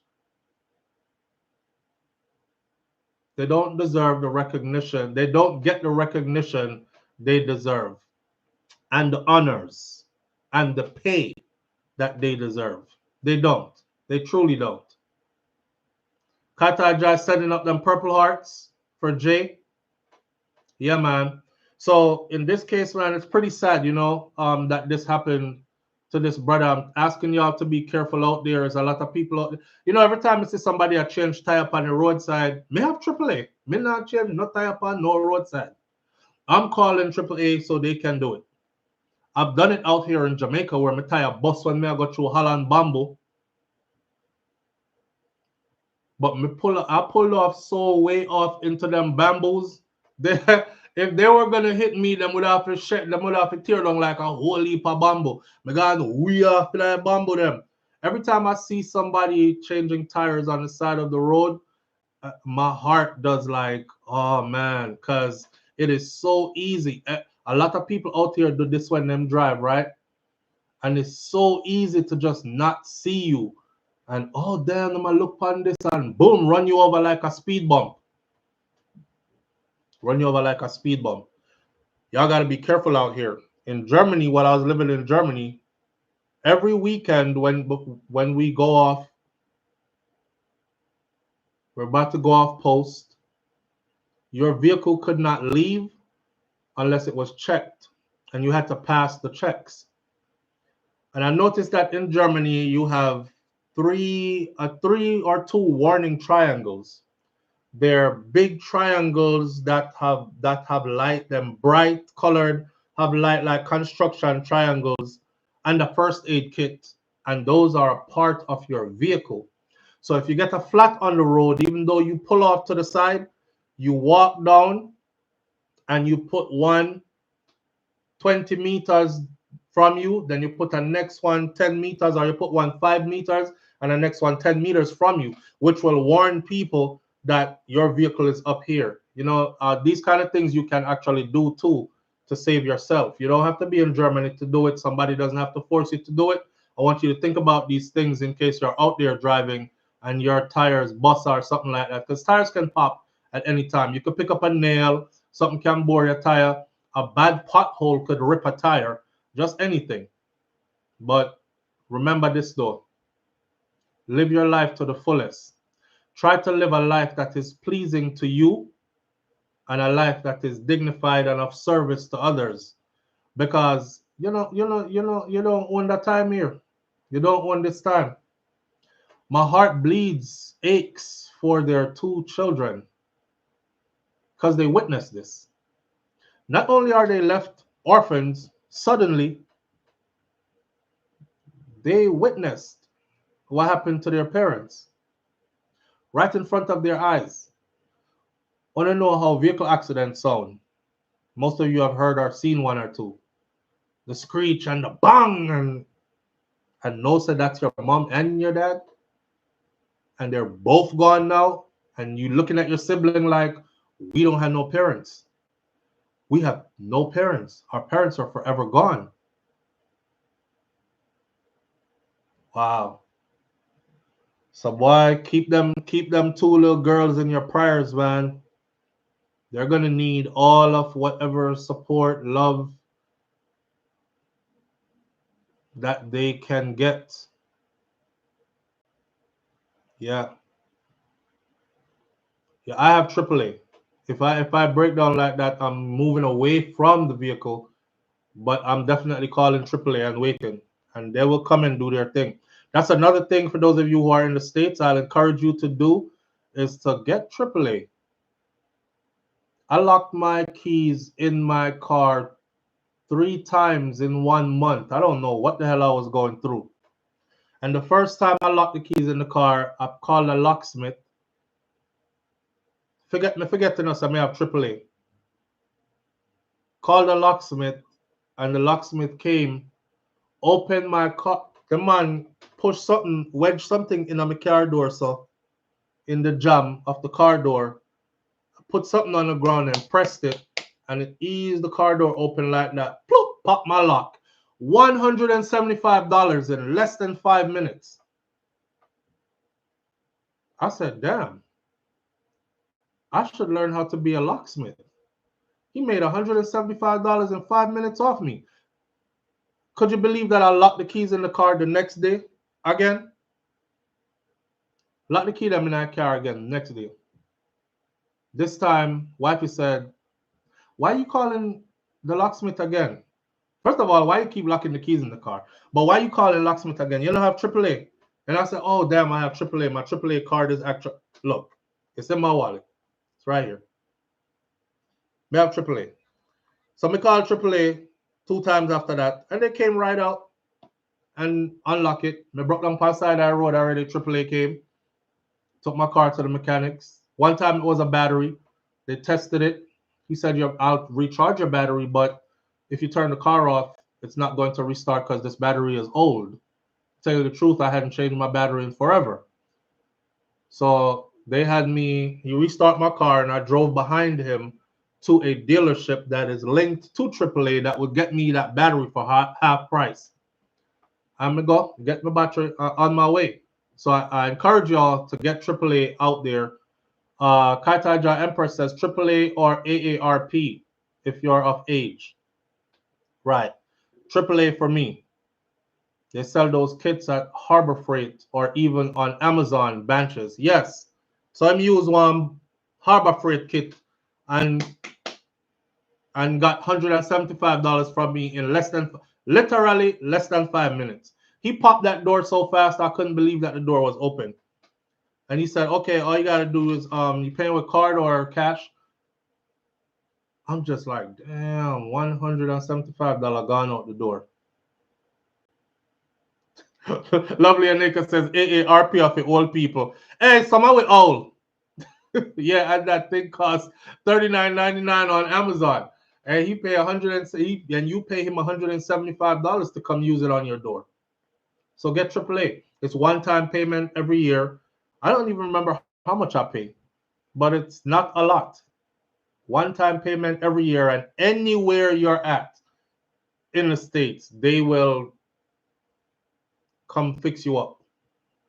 And you won't have to be out there risking your life on the side of the road, bent over trying to change your own tires and anything like that. And from a brother them who try a man thing this man, we can't do this man. It's not that you can't do it, bro. It's that it's unsafe to do it. So, yeah, so you rather pay somebody else to do it than you out there risking your life trying to do it. I just have one tire, man. We can't change it, right? That's so their cars flying by at 80, 90, 100 miles per hour. It only take one little misstep and your life gone. Right. With that, the next thing I wanted to talk about this morning is the Fred Kerley.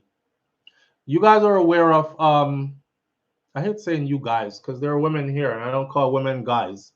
So family, y'all are aware of the Olympic sprinter named Fred Kerley, right? So I'm here chilling in Jamaica and I seen on video a man being beaten by police.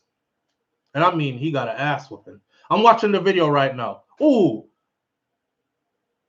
I'm watching the video right now as I'm talking to you. Fred Kerley, Olympic sprinter Fred Kerley, won his Olympic medal, holds up the American flag. You know, I kid you not, I'm watching dim my light, but I'm watching the video right now. I was gonna show you the flash screen. But me, I watch Kerley, I get abused, you know. He tried to get up, they tased him. He went back down. He fell pretty hard when they tased him. They're on top of him. There's one particular officer that's just raining punches on him. Straight man fist. Bam. Oh, he fell on his face. Wow. Anyhow, the story says that Fred Kerley is also charged after this for domestic violence by strangulation or something. He is facing numerous other charges. But the story of how Kerley got in this position was the police were investigating some other incident that was happening nearby where his vehicle is parked. And I think he went over there and told the police, I'm trying to get to my vehicle, man. Something like that. And then they got into an altercation. Body camera footage that was released by the Miami Beach police shows Kerley arguing with a group of officers late Thursday before a physical altercation erupted. Kerley is only 29 years old. He's a big guy. He was wrestled to the ground. One officer was seen striking him several times, and they used a taser on him when he tried to get up, and he fell again.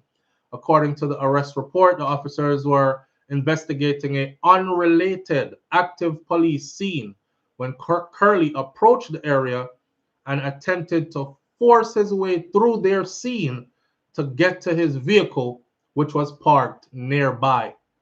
The officers had told Kerley to go around the area because we are working right here, but it says that Kerley started to argue with them. Why I gotta go around when I could go through right here? My vehicle is right there. Just let me go to my vehicle kind of thing. And then it got into a shoving match. Go that way kind of thing, right? 4 officers tried to take Kerley into custody while he tried to evade the arrest. And that is when all hell broke loose. He appeared at a bond hearing on Friday at which the defense attorney was critical of the police officers at the scene. He said, "This seems like a total misunderstanding." He said, "Mr. Kerley is a record-breaking athlete. He has served in the Olympics for the United States track and field team. He is a model citizen in our community. This is nothing more than the overreaction of the police." All right, can I tell y'all something? There's one report out there that said that Kerley actually is a Trump supporter when asked who he was going to vote for. Now, I don't know if it's true because I never heard him say it. This is how I clear myself. Coming on one man later say, you put out a report that says you saw me say that. I never heard him say it myself.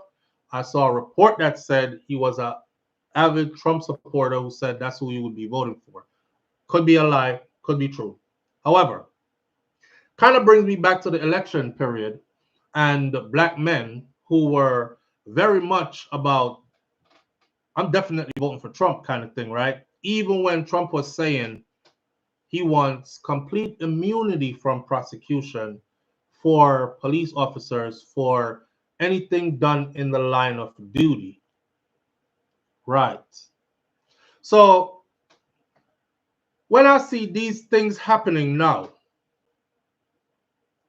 and I think today is the 7th, so 12 days from now, the same man who wants to give complete immunity to police officers and made it known to you will be back in power again. Look forward to more of this. And I want my brothers to know that it doesn't matter if you have on a three-piece suit tailored. It doesn't matter if you're riding in a $250,000 car. It doesn't matter if you're the CEO of some huge company. None of that matters. I've seen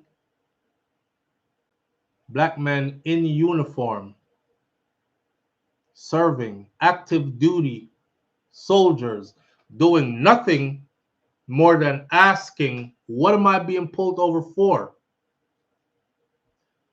I'm going to tell you one more time, get out of the vehicle. Officer, I have no weapons on me. My hands are here. I won't move them. I just need you to tell me, why am I being asked now to get out of my vehicle? First, you don't want to tell me why you pulled me over. Now you telling me to get out of the vehicle. You're not explaining to me why I'm being told to get out of it. I'm going to tell you one more time to get out of your vehicle, or I'm going to effing tase you. In full uniform. They never looked at him and said, oh man, thank you for your service. So, you might have ran a red light back there, or do you know that your left blinker is not working and you made that left turn? I didn't see a signal, something like that. Nope. They deal with you just the same. So Kerley going to the Olympics in the name of America, winning a medal, standing on the podium, holding up the flag, that means nothing. That means nothing. And if indeed he is one of them who voted for the man who said he wants complete immunity for police officers who, whatever they do in the line of duty, may the chips fall where they may. Which leads me to, but I've seen the video, and the video looks like another typical case of, let me say this while I'm here in Jamaica, right? Another reason why I just love being here. Jamaican police, to me, I feel like I'm getting pulled over by my brothers. Honestly, when I'm in the US and I'm getting pulled over, everything flashes in front of my eyes. I start checking myself for stuff I know I don't have. Did I ever get in trouble anywhere? You never get in trouble nowhere, you know. Yeah, actually say I'm second guessing. Did I ever get in trouble anywhere? Oh, I hope this don't escalate into, a beating, possibly an arrest, possibly me being dead. Man, here, that's one thing that's not a worry. And it's another reason for you to get on that plane, come on home, spend a couple of days or a week or two, and decompress, because it's not healthy for us being clinched up all the time and being in survival mode all the time. My children are now starting to drive, young black men. I'm worried. Every time the vehicle moves, I'm worried. I'm worried for myself every time I get in my vehicle and go out on public road, because I know it could turn out bad for no damn reason, right? It could turn out bad for me simply asking, officer, you don't mind me asking, why am I being pulled over? Get out the vehicle. Come on, step out the vehicle. It's rough. But I want every black man in the United States of America to know that them quoting the laws and I know my rights and all that, take your arrest and go fight that in court, man. because they'll kill you on the side of the road. And I think you know this already. You've seen way too many. And I don't know why the ones who think that they've accomplished stuff so they should be recognized like they're going to get any different kind of treatment. You're not. So for all the Kerleys out there, all the highly accomplished black men out there in the US, just know that when they come, you're just a ninja. And you will always be just a ninja. Right. That's my message this morning for them. Can't do nothing about the Kerley case. He'll have to go fight that in court, see if he was abused and the police used excessive force and all that other stuff. I'm willing to bet that this isn't going to happen, though. On the heel of that, in the United States of America, the U.S. Congress has now certified Donald Trump's victory for the January 20th inauguration. 4 years of what to expect. Did y'all see? So some paperwork has to be signed, and the Vice President, Kamala Harris, was the one that handed it over. This is the peaceful handing over, right? Remember last election, it wasn't peaceful. There wasn't no peaceful handing over. They peacefully handed it over. Did y'all not see the video when Kamala Harris went to go shake the hands of who she was handing these over to? The woman shook her hand. The man put his hands in his pockets and left her hanging on TV like this. And then she said, okay, all right then. And then when they went to take pictures, they slid all the way over to this side and left her. Have y'all seen it? They slid all the way over to this side and left her standing over here. Nebraska Senator's hubby, Mel. But that's to give you an idea of what the temperament of where we're heading for the next 4 years. Because there's nobody there to reprimand these people to say, that's not, I don't give a damn what your position is. This is on national television. Keep it professional. Even if you don't like her, you know, at least show a unified front. They don't give a damn. They are letting us know straight out the gate. Watch what's happening, because this is what the hell is going to be happening and worse for the next 4 years to come. So the question of the day is, now that he has been officially certified and his inauguration will go on the 20th of this month, what do you think we're looking forward to for the next 4 years? Come there, Jamaica, chill out right now, but I know so I have to jump on the Iron Bird soon and head back to what you think we're looking forward to for the next 4 years. I've already seen one promise where the people were told that my first day in office, I will end the war with Russia and Ukraine. First day in office, I will end that war. The answer has already changed. Well, you know, it's quite complicated. I've already seen firefighters protesting for who they voted for because bills are being put in place. I've already seen veterans ripping the flag in half and taking it down from in front of their homes because they're now the benefits that they need to survive off of are all at risk. Things are being put in place to put them at risk for them to lose. I just think a shit show is coming. Even Trump shook her hand, Steve James. Steve James says even Trump shook her hand. That man didn't. He put his hand in his pockets. He looked like she was a tall, like a giant dog came by and dropped a tall load of you know what. He looked at her with so much disgust on national television. His inauguration occurs on Martin Luther King Day, and the flags will be half-staff for Jimmy Carter. I love it. Symbolic meaning, says Mel Mel. Nan said, did these people do their research before voting, or they just voted out of spite? Those people voted, this is my opinion, they voted for a white man. That's it.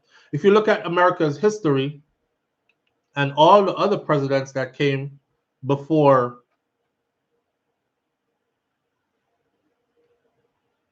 Obama, it was always a white man. It is said that the White House must be led by a white man.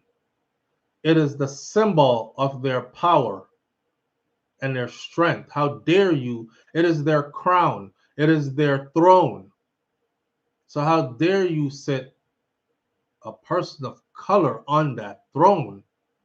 A black man, let alone a black woman. She's not even American. Remember that? She's not even American. I guess today she wants to be. I guess she wants to be and they bought it. Even black men bought that, and they used it against them. I don't know why black men bought that, thinking that it was going to benefit them to go against that. But they stayed on code. That's what they did. And staying on code means no matter what. That is why it was hard to reach any of them. There were people out here who literally said, let me walk you through this. Did you see this? Read this. I don't care. I don't give a damn what you show me. I'm voting for him regardless. You can't beat something like that. Can't beat something like that. So they stayed on code, man. And they stayed on code to their own detriment. Now they're seeing a lot of people benefits might be cut. A lot of people are going to be hurting because stuff they didn't have to pay for before, they'll probably have to now pay for. Some will lose benefits. Those military veterans, I remember one sergeant first class who is now retired. He made a video and he said, this is for strictly military veterans. If you didn't serve, this video is not for you. But vets, why are you all voting against yourself? I need one of you to explain to me, why are you voting against yourself? Well, we're about to find out. We're about to find out. And it's about to be painful, I think. But you know what I say? I'm going to leave us like this morning. Regardless of what happens, we will still have to survive through it. Okay? So regardless of who is in power, the 20th is coming up. The inauguration is going to be there. There's going to be a lot of mad stuff going on. And some of those people who voted for this, they will be getting their medicine after this. They will be getting their medicine after this, like the Hispanics who voted for him and then are now saying, yeah, but I hope he doesn't actually start deporting people. Didn't that man tell you that's what he was going to do? Are you that slow? Or you just hate black people that much and Kamala looked too much black to you, so you're like, nah, I'm going with the white guy. What was it? What was it? Your medicine is coming. So for all those, your medicine is coming. For my brothers who said, the police already beat us up and get away with it, so it ain't nothing new. Guess what? I can name you many stories of police officers being prosecuted and serving prison time for what they did during the line of duty. For that to be stripped away, it simply means there's no protection around you anymore because they can do whatever the hell they want to do now as long as it's in uniform and in the line of duty. Dog, nyam your supper. I'll be sitting back with my large bowl of popcorn, and I'll be sitting back with my juice, and I'll be drinking, sipping, and popping popcorn and watching the show. Because it's going to be a show. Episode what? Part what? We're ready for it. We're ready for it. With that said, Y'all keep messing with them Latinos, just nonsense. They awful. They don't, man, listen. It's a set of people that stay on code. Stay on code. And a lot of them believe that they are white. So they always align themselves with white people and white power. Always. Which is against you. That's why I don't do that black and brown stuff. You never hear me talk about black and brown unite, black and brown power. That shit don't mean nothing to me. I'm of the opinion that we have no friends. God bless the ones who do come over and speak on our behalf, but I'm of the opinion we have no friends. Kataja Empress says you have Jamaican immigrants calling into your show saying that they are fearful for their jobs with the border situation, as if they would do any of those jobs. Exactly. Exactly. And you know what? The picking of the fruits and all that, it ain't none of us doing it. Jamaica just sent off our farm workers on, I don't know what number, a celebratory sending off. So people to come pick your tomatoes and your watermelons and your whatever, they'll always be available. They'll just ship them from other countries, keep them on farms, and send them back when the contracts are over. Yeah. One thing that Joe Biden has done, though, um, Joe Biden, which is one kind of good news I put out there, he signs the Social Security Fairness Act, and people wants to know, okay, what does this mean, and when do the higher payments start? So millions of Americans will now see their Social Security payment benefits increase after President Joe Biden recently signed the Social Security Fairness Act into law on Sunday. That bill, which abolishes the windfall elimination provision, or the WEP, and the government pension offset, the GPO, passed through both chambers of Congress with bipartisan support. Now, I need you to go look that up. I'm not going to explain anything more to you. I'm just going to tell you that the average person will now see an average of $390 more per month added to their Social Security payments. That's where we're at with it. $360 average. And it should kick in by December of 2025. This ending the GPO raised monthly benefits by December of 2025 by an average of $700, or 380,000 recipients with benefits based on living spouses, according to the CBO, for 390,000 surviving spouses receiving widow or widower benefits. The increase would average $1,190. So some people are going to be seeing huge increases. Those who are receiving benefits from as surviving spouses, their average increase will be at $1,190 extra per month.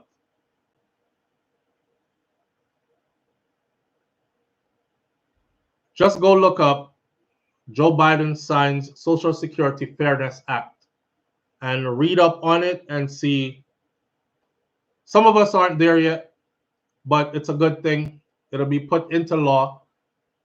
And yeah, the increase doesn't start to pay out until December, but it's something that he did on his way out the door, kind of thing, along with saving all those people that were on death row at the federal facilities, et cetera, et cetera. Anyhow, this is it for us. There was one more update I wanted to give you, but I'll do that in a separate video because it's an immigration update, and I want the immigration update to not get jumbled into all this. All right. With that said, thank you for being here this morning, all 1,328 of you. Hit the thumbs up button, all 653 of them. Let's see if we can get to the thumbs up to at least 1,000. I appreciate you greatly. Pussy Galore, big up yourself, Pussy G. Thank you thank you publicly for looking out. I did just done. Drunk off myself. Y'all made sure I got home safely. Steve James says, especially if you receive pension, even more almost doubles. Correct. Mel says, and allow thousands of government workers to work from home. Elon and Vivek aren't happy because they want to dismantle those jobs. I have a video on that coming up. There's a rude awakening coming for a lot of people who've been working at home in government jobs. Enjoy the rest of your day. Manners and respect to each and every one of you. Be conscious that you do not control time. You're not God. Even if you don't believe there is one, you're not in control of all this. Just try to live the best life you can live. And try to be the best version of yourself every day. And that's what it should be about. All right? Manners and respect. I'll see you tomorrow morning right here. God spare my life. If them not decide to drag me somewhere, it's Jamaica. And you never know. I'm out. Peace.